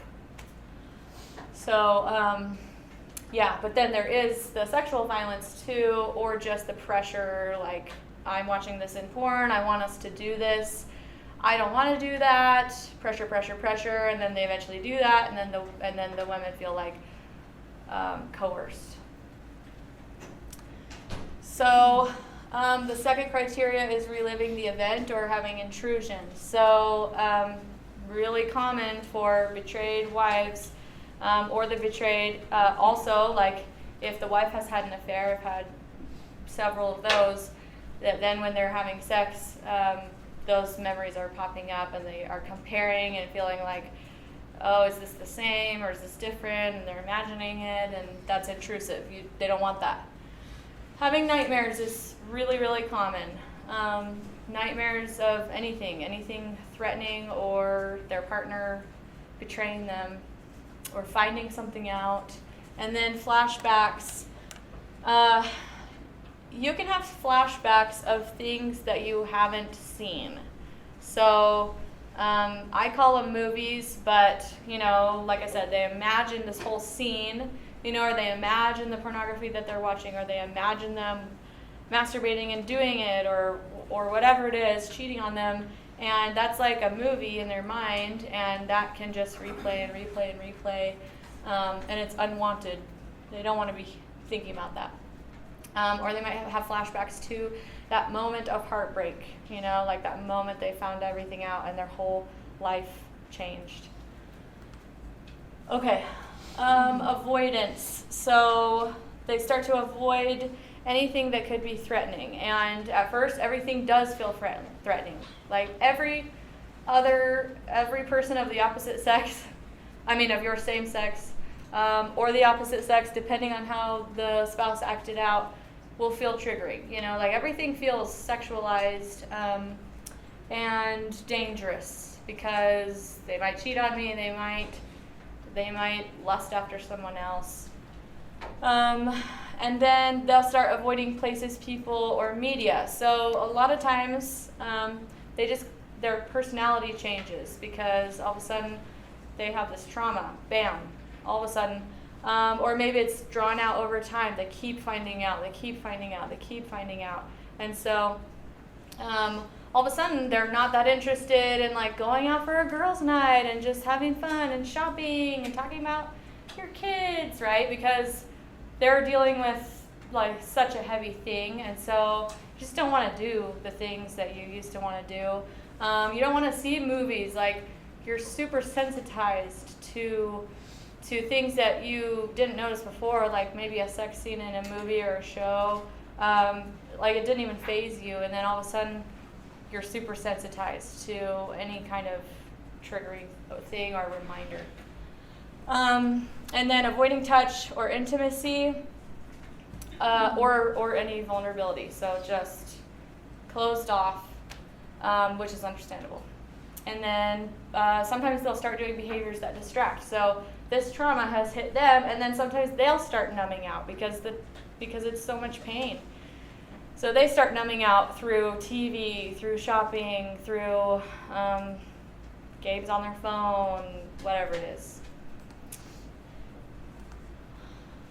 Okay, negative cognitions and mood. Like I said, the loss of self, and then they start to turn on themselves. I'm not good enough. I'm not safe. I'm never safe. I can't trust what's going on. I don't even know what reality is. So I'm never safe. I should have known, and I don't belong. Like when I'm out with these ladies who used to be my friends, and I used to talk about easy stuff with them, now when they're talking about that stuff and laughing, I'm just thinking about what my husband is doing when I'm out of the house, right? And so I don't belong anymore. No thanks. I'm good. I don't really want to hang out. Or like I can't talk about this surfacey stuff. And then, a distorted blame of self, anger, shame, abandonment, betrayal, heartbreak, any kind of trauma-related emotions. They're feeling those very strongly. And then, like I said, they don't want to do the activities they used to do. Maybe even they've lost interest in their hobbies, anything like that, kind of like a depression type of thing. And then feeling alienated from others, detached, and constricted affect, persistent inability to experience positive emotions. That one is important because sometimes when you're treating the couple, the addict has gotten into recovery, he's doing really well, he's like reconnected, he's an all-star, right? And he has totally changed, and she is like still slumped over and so sad. And sometimes you're like, come on, catch up. But her healing is going to take a long time, and that is literally a symptom of PTSD. It's just hard to be happy. You know, it's hard to get your hopes up and, be back to your normal self. Arousal and emotional reactivity. So they might start to get irritable and suicidal. So many women have never felt suicidal before in their entire lives, and then all of a sudden they're feeling suicidal, and that is a foreign experience. So from this same survey, I feel suicidal due to this experience with my partner, meaning due to this problem, not because of other problems. 30% said half the time they feel suicidal, and another 30% said occasionally. So that's 60% of women feeling suicidal at times, which is a really huge deal. And so if they come into your office and you minimize it, like, oh yeah, like people cheat or people watch porn, no big deal. Come on, let's start healing from it. You're overlooking some really major symptoms, and you need to be assessing for that. Hypervigilance, constantly scanning for threats. So if they're ever in public, like who's here, who could my husband be triggered by, what could trigger me. And then monitoring or tracking, that's really normal. So sometimes when you see that, you want to be like, gosh, lay off. You're literally following him around in the car, or you have apps on his phone and you're looking at where he's going, and like it looks kind of crazy. It's not. They have PTSD. They feel totally unsafe, so they want to know what's going on in their marriage. So I don't deter that at all at the beginning. I'm like, yeah, duh, you should be monitoring. You should be knowing what's happening in your own marriage. Then once they start healing, you want them to kind of pull back on that to a degree. Like they may have some apps or accountability software for the rest of their lives, and that's totally appropriate. Concentration or sleep disturbances, like I said, they might be having nightmares, they're up at night, they're feeling the trauma, they can't sleep, or they start sleeping a ton because they start to go into depression. And then they'll have somatic symptoms, like sometimes all of a sudden these women start getting illnesses or like chronic illnesses, because as we know about trauma, that can cause a lot of physical pain as well. Any questions on the criteria of trauma and how betrayal trauma fits in? Okay, so when you feel that, you go into fight, flight, or freeze, and those are somewhat obvious. So fighting for a betrayed wife or betrayed partner might look like what? If you're doing the fight response of trauma. Confronting. Violence. Yeah. There are women who are like, I've never hit my partner. I've heard this many times. I've never yelled, you know, and then all of a sudden they find themselves screaming and they're like, this is not me, you know. Or hitting. I have run into that, and that's really hard because you don't want that happening, and it's hard to call her out, but you do have to have boundaries there. Fighting can also be positive, like let's get to a therapist, let's get to recovery, come on, let's go, we're doing it, we're doing all the work. So that can be a good fight response. Flight would be more like, I'm out of here, separation immediately. Not saying that's a bad thing, sometimes it's helpful, but like, get away from me, we're done. And then freeze is kind of like sometimes numbing out or just feeling paralyzed, like I don't know what to do, and they might stay frozen for years until it gets worse and escalates. Okay, so presentations of the betrayed, like I said, engaged. So like I kind of see two versions of women. I'll see them engaged or disengaged. Engaged can look, I'd much rather have the engaged woman. If she's disengaged, it's going to take a lot more work to rekindle that passion. Like if she's mad, I'm happy. Yeah, be mad. Let's be mad. That's valid, you know, and it shows that she's still in it, she's still caring, she's still fighting. So angry policing, kind of momming, rescuing him from his pain, like that's an unhealthy cycle. And then active recovery and hope. And then disengaged, she might be numb, apathetic, like whatever happens, I'm on my way out the door. Anyway, so, you know, see if you can fix this. So that's really hard to work with. Yeah, what's the point? My trust has been damaged so many times for 15 years or whatever it is. So, yeah, I just don't, it's hard to get excited about healing. And then stuck and denial, I see a lot. It's like, everything's fine. Oh, I'm just here to support him. And they're really afraid of acknowledging all the pain because it might overwhelm them. And so they've done a good job for many years or for whatever time pushing that pain away and being like, I'm fine, everything's good, we're just here for him, you know. And so you do want to do the individual work with her to be able to acknowledge really what the pain is. And she might not be feeling it. Like I said, 70% are meeting the full criteria of PTSD. So not every single wife is going to react so strongly, but she's going to be feeling something.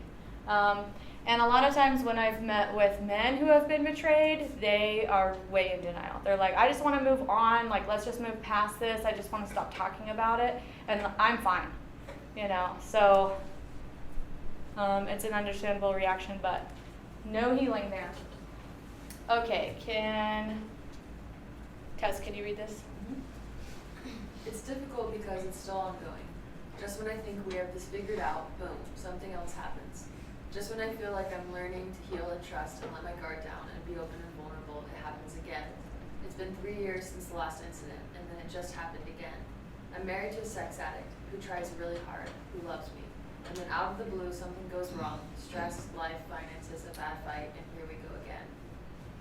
Okay, so That's kind of describing the cycle of relapse and re-injury and re-injury and re-injury over and over again.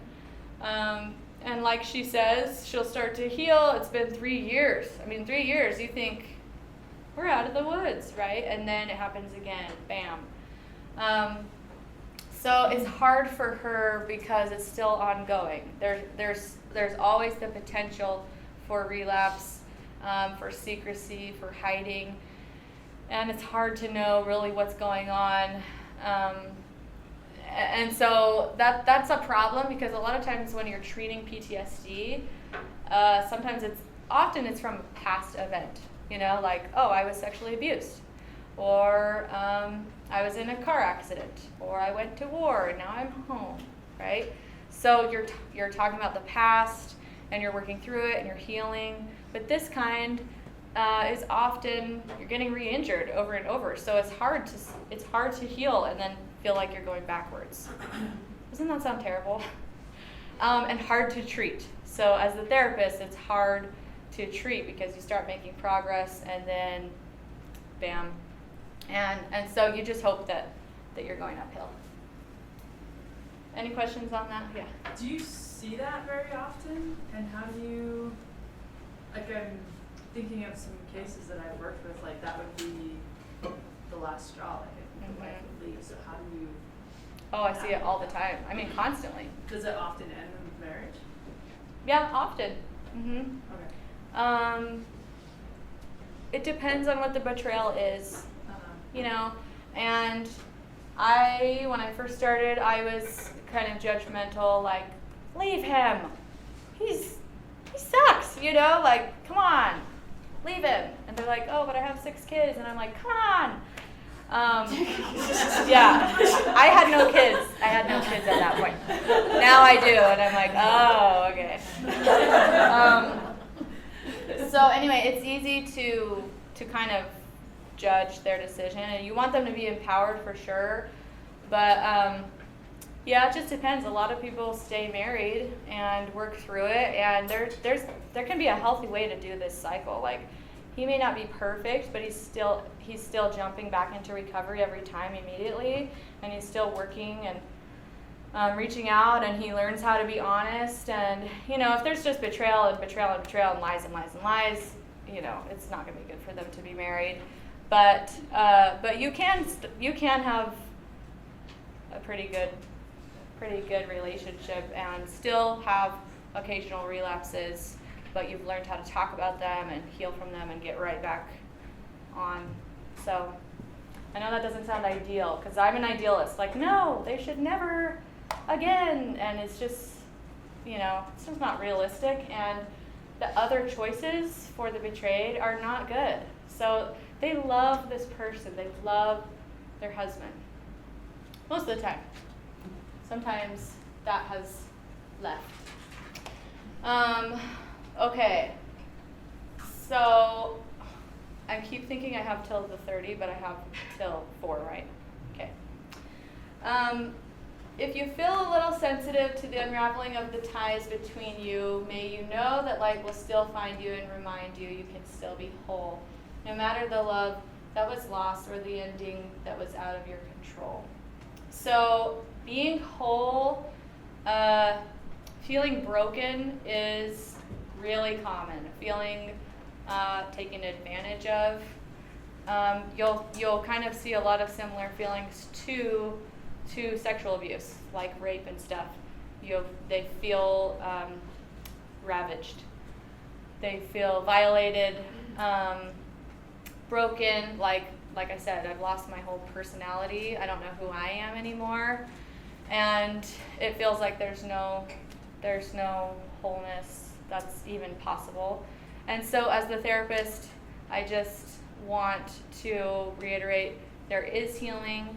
They may never trust the same way again, and they probably shouldn't trust the same way again in this idealistic way of like, nothing, we have the best marriage ever.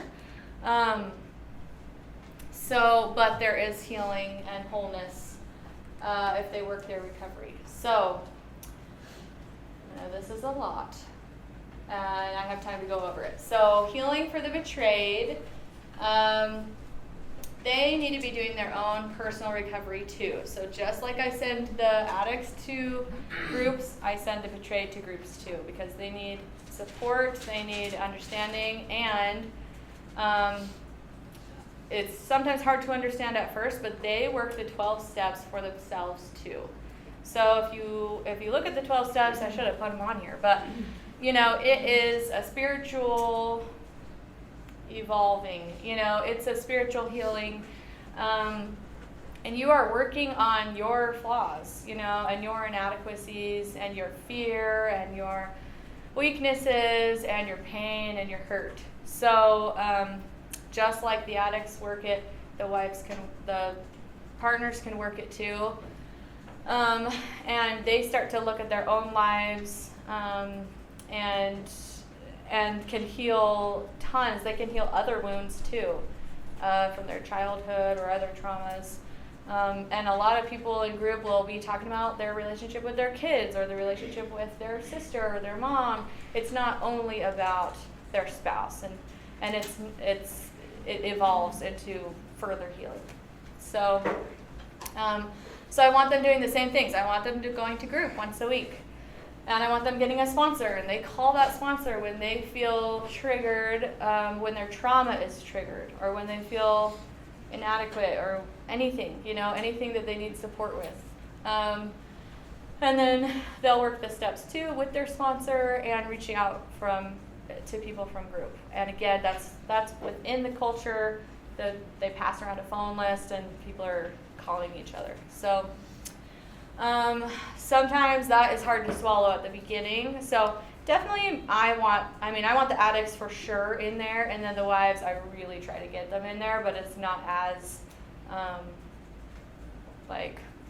required, but they'll do so much better if they're in a group and they are working their own recovery, because then their reactions that they don't want to be having, like just their instant PTSD reaction, they can start to emotionally regulate because they're healing and reaching out and doing all these healthy things.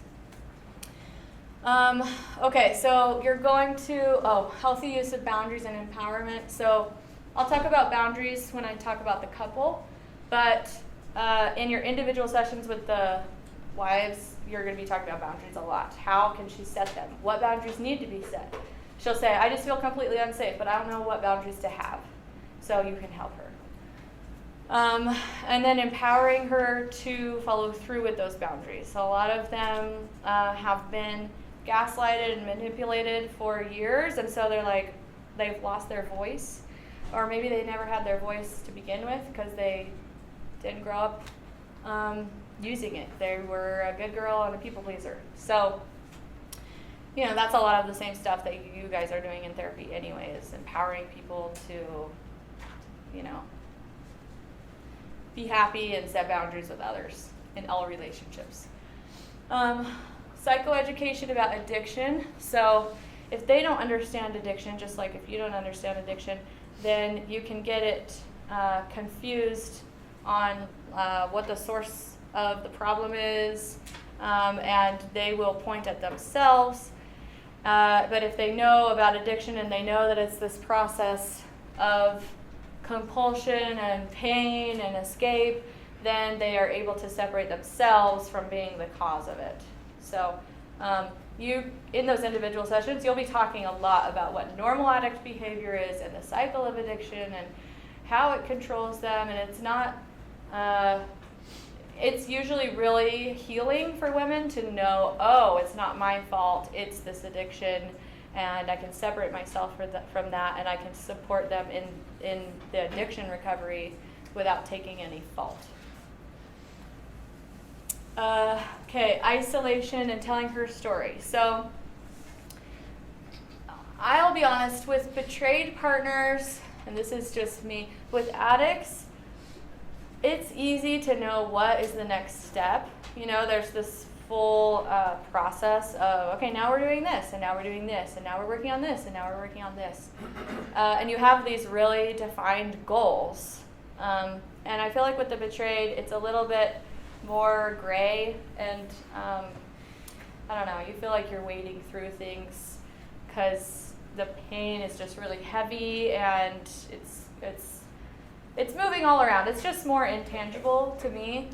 So I totally underestimated what telling her story and having someone listen to whatever details she wants to talk about, and really validate that pain, just basic therapy, how powerful that could be. It can be amazing, and that can be the source of so much healing, is just listening, because she feels isolated. She doesn't want to talk about this with her friends or her parents or her sisters because it's depressing.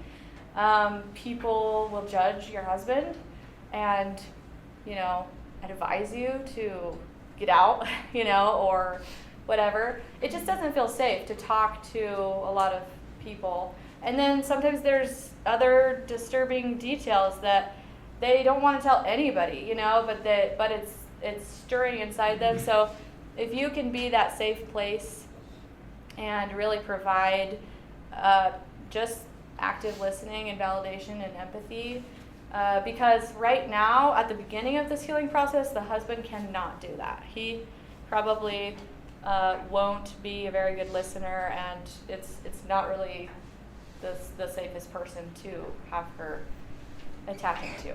So, okay, creating a support system.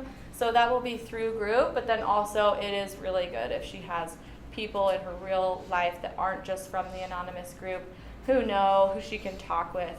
And she needs to be kind of careful about who she chooses to hear her story, and just really make sure it's a safe person who's not going to judge her or gossip about her or anything like that. Obvious stuff.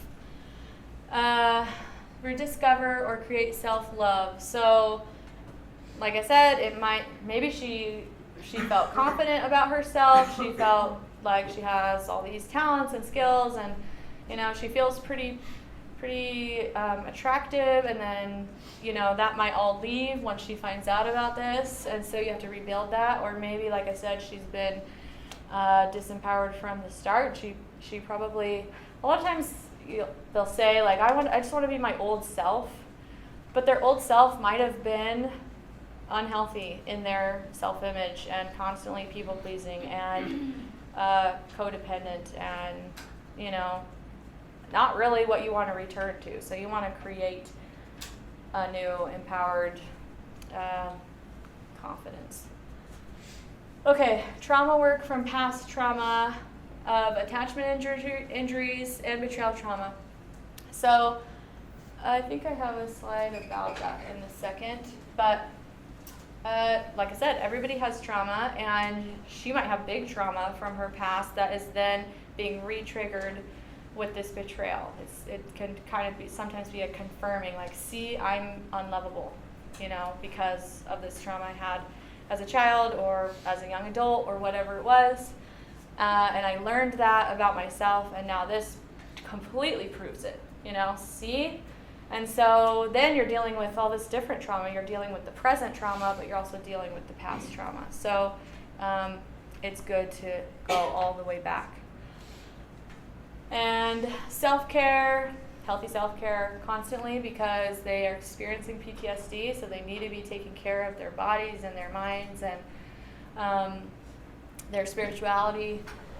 They can do that through mindfulness. That will just calm down their fight, flight, or freeze responses a lot of the time. So I'll just kind of, I just want them to start doing some mindfulness or meditation every night before they go to bed. So just download a free app and do like a 20-minute meditation every night before you go to bed. It'll teach your body how to regulate better, so that then when you're feeling the trauma, your body has learned that skill to calm down. And then she needs to be familiar with her trauma triggers. What are some examples, do you think, of trauma triggers that a betrayed partner would have? What would trigger her trauma? Husband coming home late from work. Yes. Yeah. 5 minutes late and like that trauma response is full blown. He's cheating, he's somewhere, and then he'll come home and she's like freaking out. She's all worked up and he's like, oh my gosh, yeah, I just talked to my boss for 2 seconds, or I got caught in a red light. But that response is so real. What else? Maybe taking too long in the bathroom. Yeah, right. Depending on however her husband has acted out, anything associated with that, she's going to have her alarm system ready to go, So she's keyed up if he's used to relapsing in the bathroom. If he's exhibiting pain or shame. Yes. Yeah. So that can start kind of a negative couple cycle, and you'll get into that when you get into the couple work. So sometimes she's more aware of emotions in general. And so like she's going to pick up on when he's feeling upset or overwhelmed or something, and maybe he's not even aware of it, and she's going into fight mode, like, oh, we need to fix this because you're stressed, and when you're stressed, you relapse. And so I don't want the pain of relapse, so I'm going to like solve all your problems now and get really triggered and wound up in rescuing you from your life so that you don't cheat on me. Yeah, that's a good one. And then her trauma triggers could be in other things that have nothing to do with her partner too, like a movie or a song. A lot of times at the beginning it's so sensitive that people will just stop listening to the radio, stop listening to songs, because what are they about? They're about love and pain and sex and relationship, and you don't want to think about, like, even good stuff is triggering because you've lost your hope in love and marriage, and so like you might be driving down the road and you see this couple who's coming out of the temple and they just got married, and most people would be like, yay, oh my gosh, look at her dress, she's so pretty, yay, love, I feel so good when I see that. And a betrayed wife, right in the middle of trauma, is going to be like, good luck with that, I want to go save her. I know that sounds so depressing, but that is how it is. So let's see, I'm trying to think of other examples. Trauma is going to be triggered when they're being sexual, or even if they're just maybe online searching for things and maybe something pops up.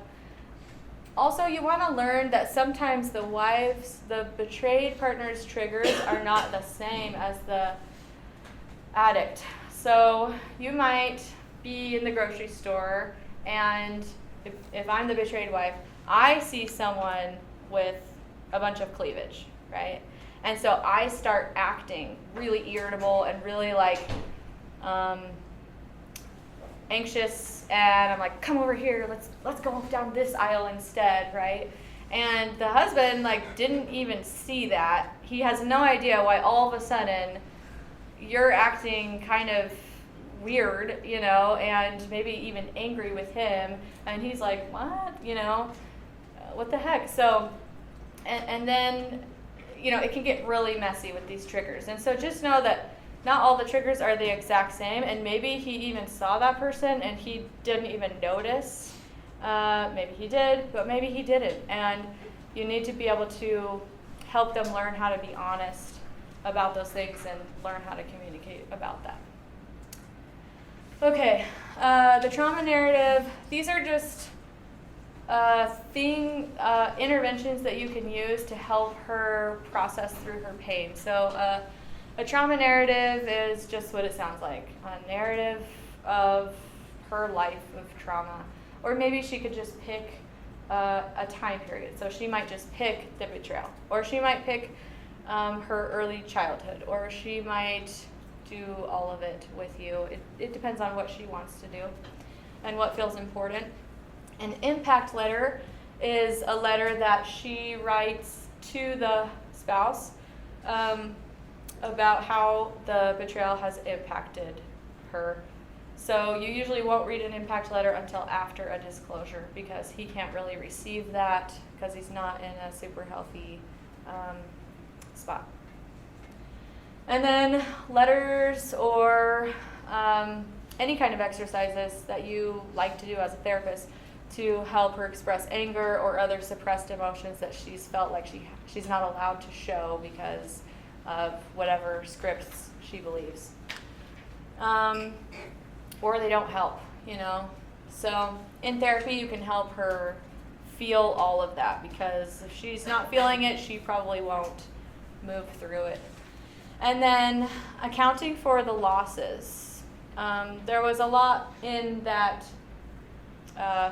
art piece about losses, you know, like you feel like you've lost your memories and you've lost yourself and you've lost your idea of your marriage and you've lost your husband and that relationship and you've lost relationships with others and you've lost your interests. Like, I could keep going, and it's so much. So if you can do some work with her to account for those losses, it can be art, it can be talking about it, it can be something creative, you know, it can be CBT work on that, anything.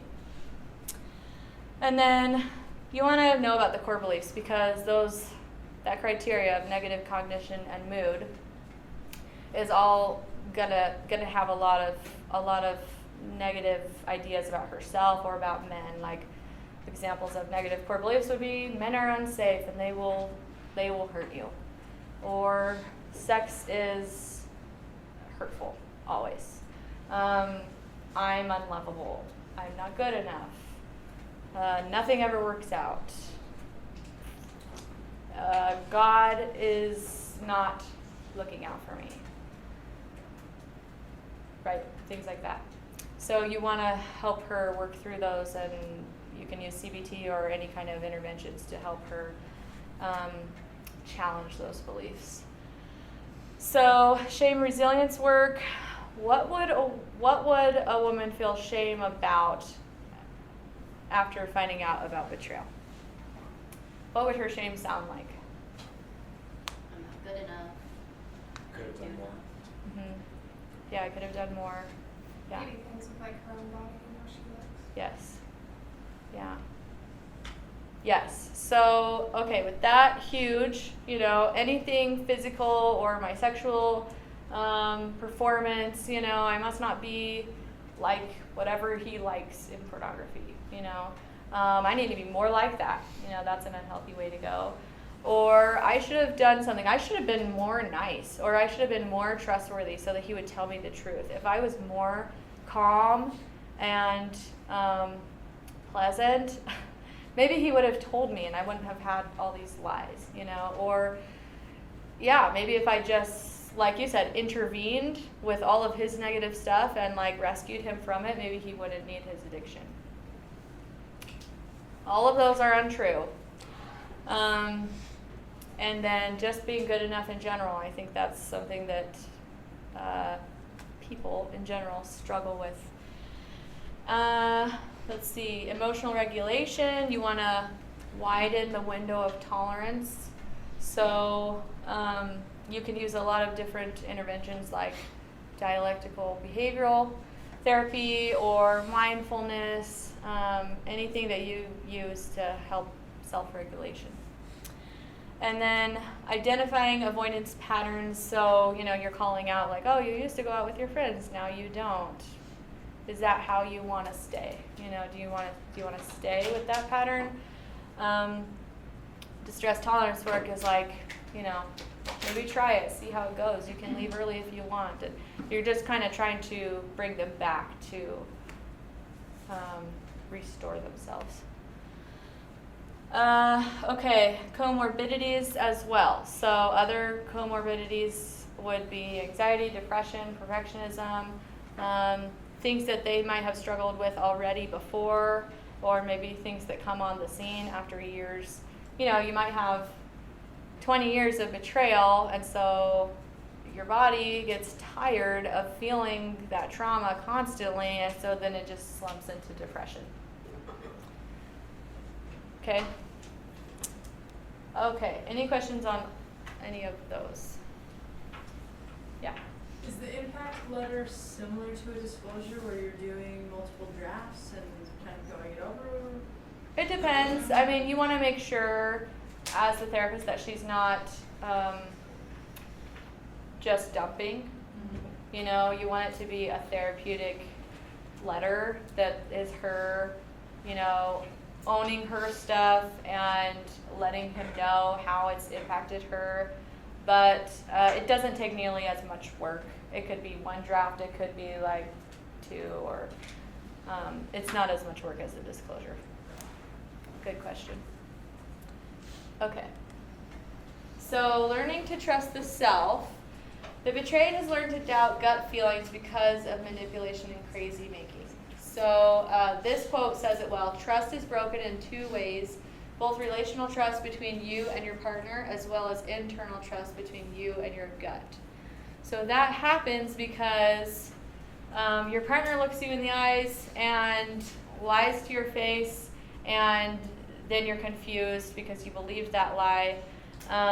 So it's really common to empathize with the addict when he says to his wife, I'm never doing this again, trust me, like I hate this addiction, I hate it, I want it to be done, I'll do everything, I'll work hard, right? He believes that, and he means it. He's not lying. He believes, he wants it to stop. But he's imperfect, and his recovery is imperfect, and so he relapses.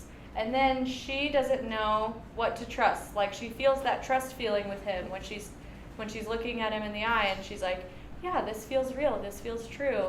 But then it's not true because he can't promise that, and he shouldn't be promising that he'll never mess up again. And so then she gets confused, like, what does trust feel like? What is my gut telling me? I can't trust my feelings, you know, because they're not dependable. And so that is, again, like a separation from self. You're separated from your partner, you don't trust them anymore, you don't really want to talk to others about it, and you don't even trust yourself to know what's reality, how could I be so fill in the blank, stupid, you know, unaware, whatever it is. And then the crazy making and gaslighting is literally a tactic to make you feel like you're crazy. Like, oh man, you know, so that example, he's 10 minutes late, and she's like right on him. The second he gets in, she's like, what's up, what's going on? And he might react like, oh my gosh, you need to chill out. Holy cow, like, you are so angry. What is wrong with you? You know, and then she's going to be like, oh my gosh, yeah, I'm freaking out. What's wrong with me? I'm the problem. Like, I'm just attacking him all the time. And really, as a therapist, you will validate, well, why are you having that response? Trauma. Valid trauma. He's betrayed you before. Of course you're going to, you know, draw that equation in your mind. Now, how's a better way to react? You'll help guide her through healthier reactions. Okay, so childhood traumas are influential in the way you experience your current trauma, but not the cause of the addiction. And that's a good distinction to always be aware of. So sometimes when you start to do the past trauma work, the wives might think that you're implying some blame, like, see, this is why you're acting so crazy, because you have been through all this other stuff. So you really want to make it clear that no, this before stuff is impacting how you experience the present, but never was the cause. You're not going to be blamed for the addiction ever in this safe environment. They've done plenty of that on themselves and from their partners, from society. So that was, any questions on the previous trauma? Okay. So do no harm to the betrayed. One way you can really harm them, this is another example similar to the narcissism, is by diagnosing them with something bigger that is not really there. So are there borderline clients who experience betrayal? Yes. Are there bipolar clients who experience betrayal? Yes. But you're far more likely to be correct in just a PTSD diagnosis. That is enough to start displaying all of this maybe manipulative, maybe attention-seeking type of behavior, suicidal, needy, codependent, right? That betrayal can ignite all of that. And so it's easy for someone untrained to have a woman in the office and be like, oh my gosh, I think you're borderline because you're like threatening things and you're hitting and you're like leaving the house and storming out and you're trying to get people on your side, whatever it is. No, she's probably just experiencing betrayal trauma. So just be careful of that, because if you start to talk about borderline and you're not absolutely positive that things that would show you she was actually borderline or having an entire life history of this type of behavior.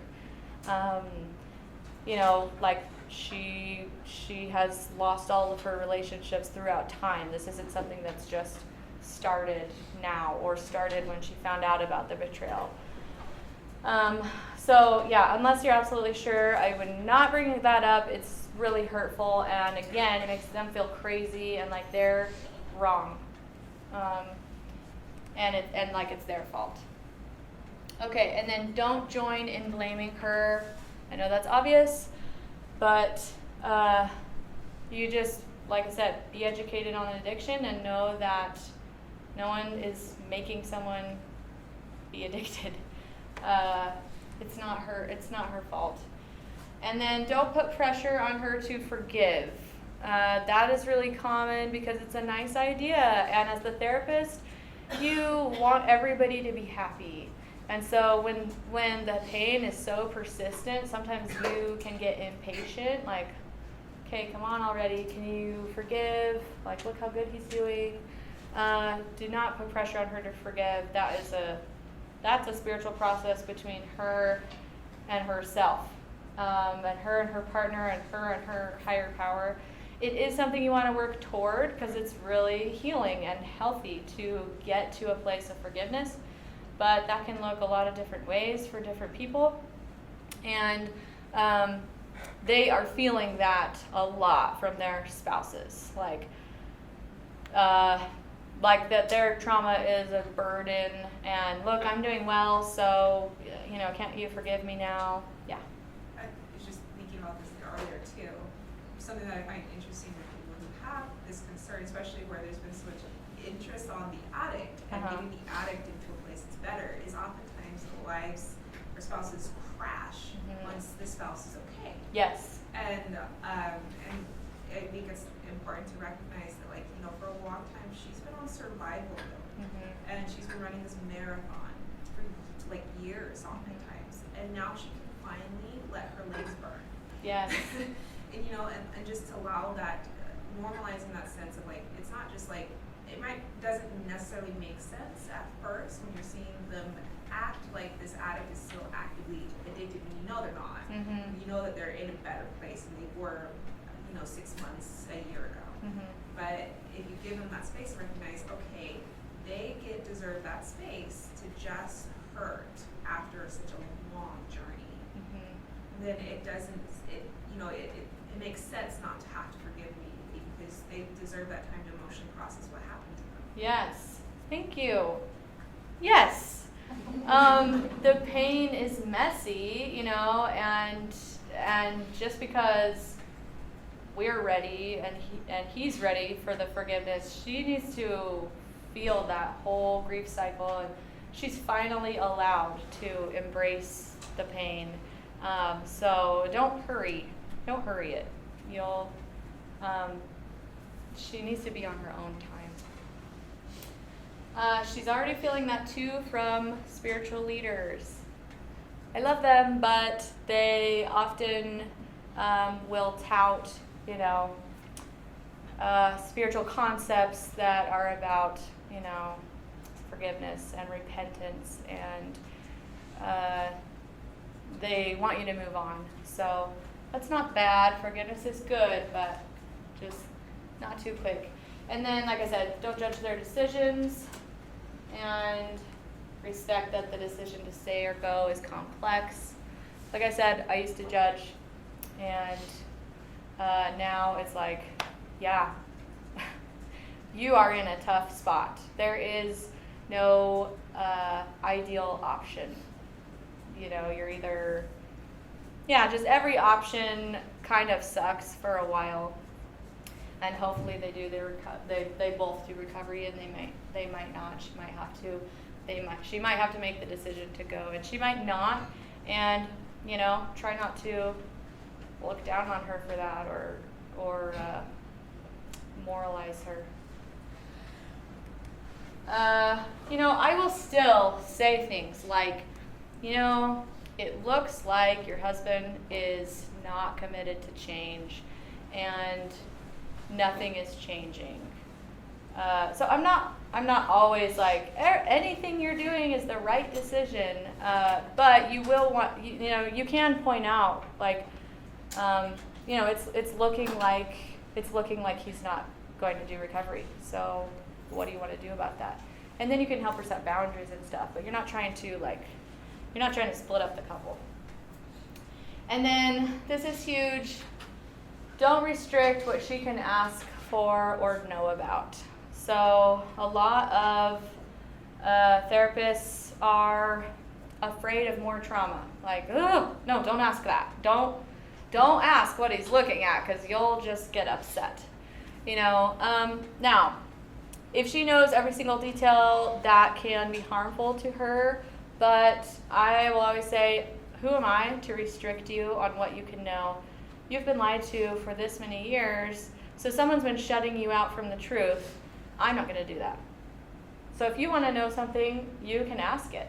And let's talk before you ask it about what some implications of knowing that information are. So once I had a couple who he had an affair for like a year with a younger woman, and she wanted to know every single place that they had sex. And of course, you're like, oh crap, this is not going to be a good answer, because you're meeting with him and that's a million places. So, you can talk about, okay, well, you're totally allowed to ask that question. You can know whatever you want to know, but how do you think you're going to react when you know all those places? You're not going to want to go, you're not probably going to want to leave your house. You'll be imagining it, blah, blah, blah. And then she can still ask it. And she did. And he said, every single place you could think of. So it did not help.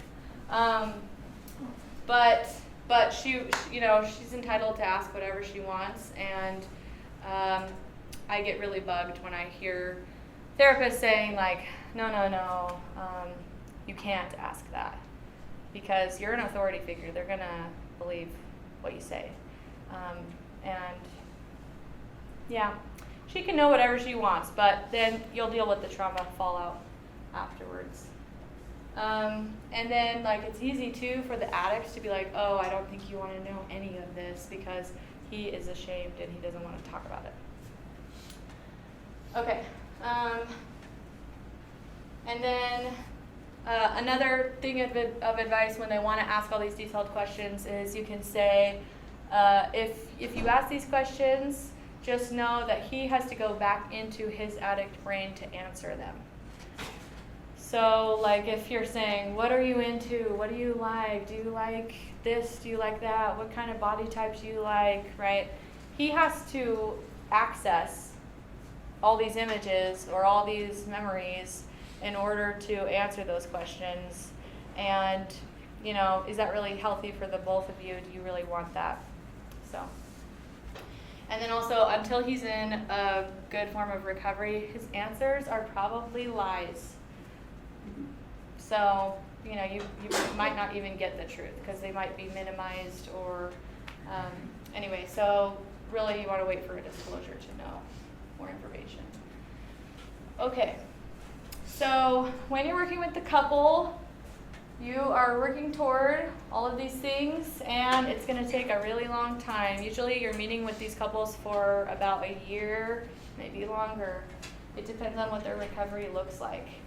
And then, like I said before, until both people are in healthy recovery, other marital problems are just going to be perpetuated. So there's an order to things.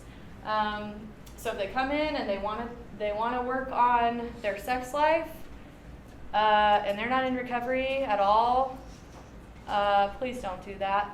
It will perpetuate, probably make things worse, and there will be a lot of blame placed. And you want them in a stable recovery where the environment is safer to work on the other comorbid couple problems.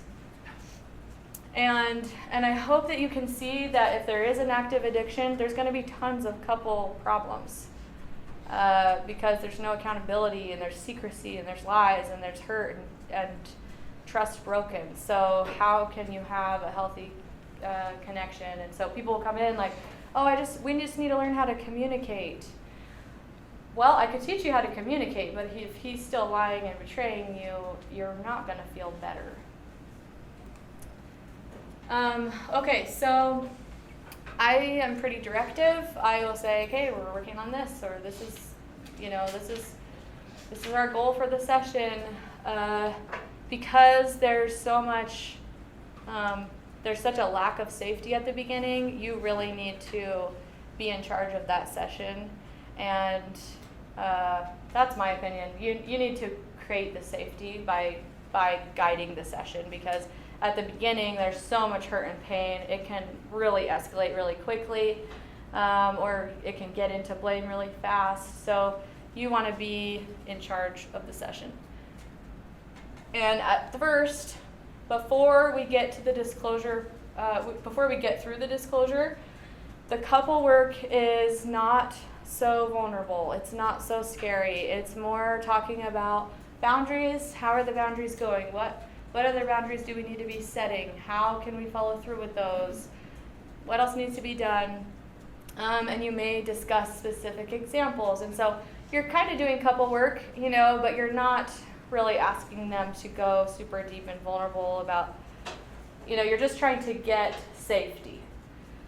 And then you're talking about your expectations of recovery. You're mapping out what I showed earlier. I want you guys going to group. I want you doing this. I want you doing this, And like I said, you want their recovery work to do a lot of work for you so that you can get to the real meat of the work that they can't do by themselves.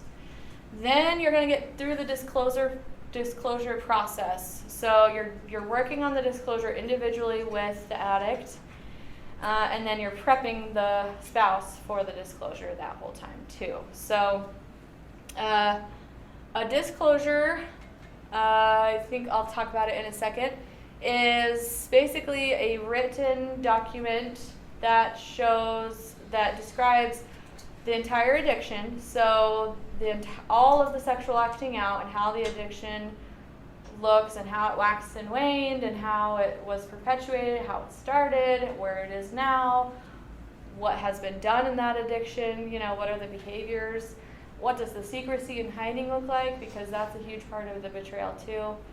And then along with that, so a lot of therapists will just do that. And I'm opinionated about it. I think that is not enough.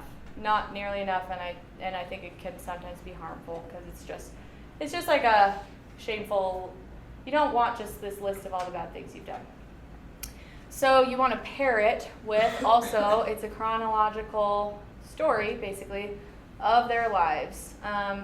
So what you want in there is how their emotions have interacted with their addiction, because that's the root of the addiction, right? So how their emotions, so it might have traumatic experiences in there, or it might have a lot of accountability statements in there of like, when I feel scared, I want to run away. And so you'll start to see the timelines add up, which is so validating for both partners.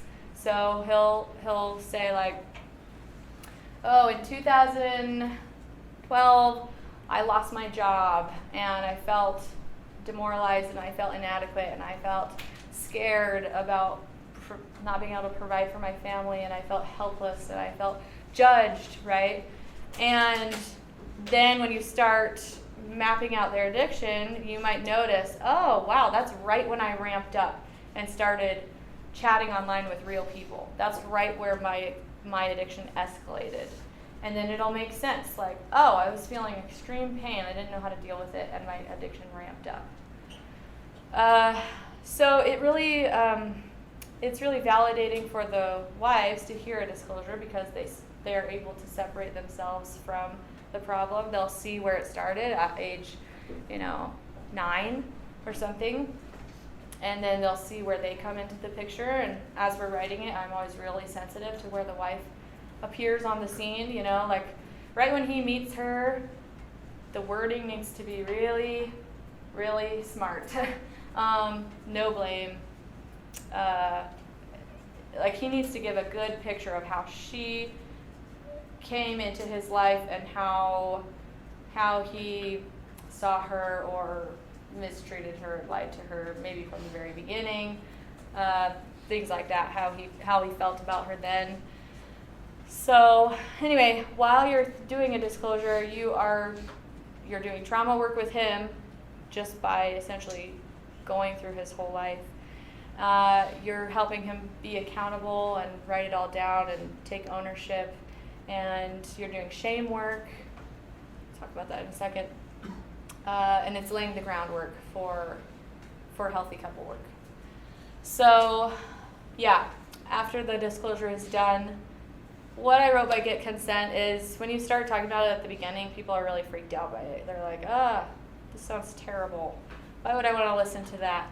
So you want to you want to educate them on why would this be helpful and why is it useful, which I have a slide about. Okay, so at the beginning, when you're establishing safety, you need to establish safety with you in the room together, all three of you. Like I said, so I'll always say I'm on the marriages side. There's husband, there's wife, and then there's the marriage. And I want the marriage to succeed if it could be a healthy marriage. So sometimes, things might feel lopsided. Someone might feel at fault. And I'm not trying to blame anyone. I'm trying to keep this marriage healthy or get it to a healthy spot.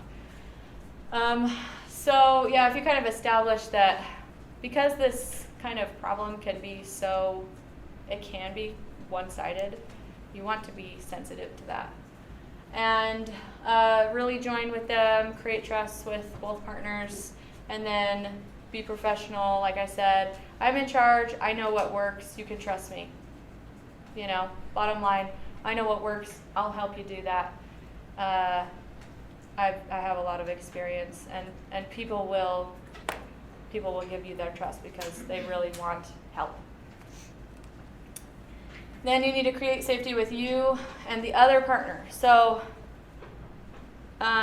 sometimes you don't want your spouse, if you're a betrayed wife, you don't want your spouse going to see a woman, so, which is understandable. So if you are the opposite sex of the addict, you need to work really hard to help them see that you're professional, you're trustworthy, you're not a threat. You're there to help. So, and then also you need to establish a no secrets policy. Obviously, a lot of secrets are going to come out, and so you need to upfront first time you're with them, especially alone, reiterate that no secrets policy, that I'm not going to keep secrets for you, because then we won't have effective therapy. So I'm not going to blurt it out, but eventually we will therapeutically disclose everything that you tell me. Then you're not getting caught in these ethical binds. Okay, and then like I said, the opposite sex, you need to make sure that people feel safe with you seeing their spouse. And if anything comes up, you deal with it in a healthy way. Okay, and then you're creating safety with them at home with each other. That's done through boundaries. They are defining what is and what is not okay in their relationship. And then you want them talking with each other, so you'll want to have some sort of structure for that, some kind of check-in. I do a check-in, but you can do any kind of thing that helps them stay talking to each other and accountable to each other, so that it's safe at home. The opposite of addiction is connection, and healthy marriages check in. So this topic is so scary for couples because what could happen if they talk about the addiction? What could happen? A trauma response could happen. Yeah, it might get messy. Someone might cry. Someone might yell. A fight could break out. It could be uncomfortable. It's super scary. So a lot of couples completely avoid it until they have a church lesson at church about pornography, and then they come home and they like, oh, you don't do that, do you? No, honey. And that's the extent. And then they're not having real conversations about it, Or they'll say like, oh, remember that thing that you used to do like years ago? Are you okay? Are you good? They'll have all this language that's talking around it. And then it's like, yeah, and because they just want to move on from that conversation immediately, because it is a scary, threatening conversation. So you want to really normalize in therapy. We're going to be talking about this every day. It's okay. Let's create safety around it. Let's create boundaries where if one person is, if he becomes super defensive and starts yelling and defending himself, that the conversation ends, and whatever your boundary is, so that they feel safe enough to navigate those conversations. Yeah. Okay, this is the drama triangle. I don't think I'm going to go over it, but it's awesome. Raise your hand if you're familiar with this. Okay, cool. So take a picture of that. It's a good couple intervention. I wouldn't really be talking about this until a disclosure has been done. And basically, you play 3 roles: the rescuer, the persecutor, or the victim, and people just switch places all over the place, doing that dance, basically. So for me, I'm the victim, you're attacking me, and then someone has to balance that out by being the persecutor or maybe the rescuer. Oh, I didn't mean to hurt your feelings, sorry, because they're afraid of them feeling shame and then acting out. Let me rescue you. I'm not that mad. I'm not mad at all. That's being the rescuer. And both people are the victim. The wives are the victim too, in an unhealthy way. They have been victimized, but they can really play into that. Anyway, so they'll just do this dance back and forth, and the goal of teaching them this is to get them out of the drama triangle. You don't really want to be playing any of these roles. You want to be outside of the drama triangle in a healthy, constructive interaction. So, if you can help them be familiar with what their behaviors look like when they're playing each of these roles, that's really effective couple work.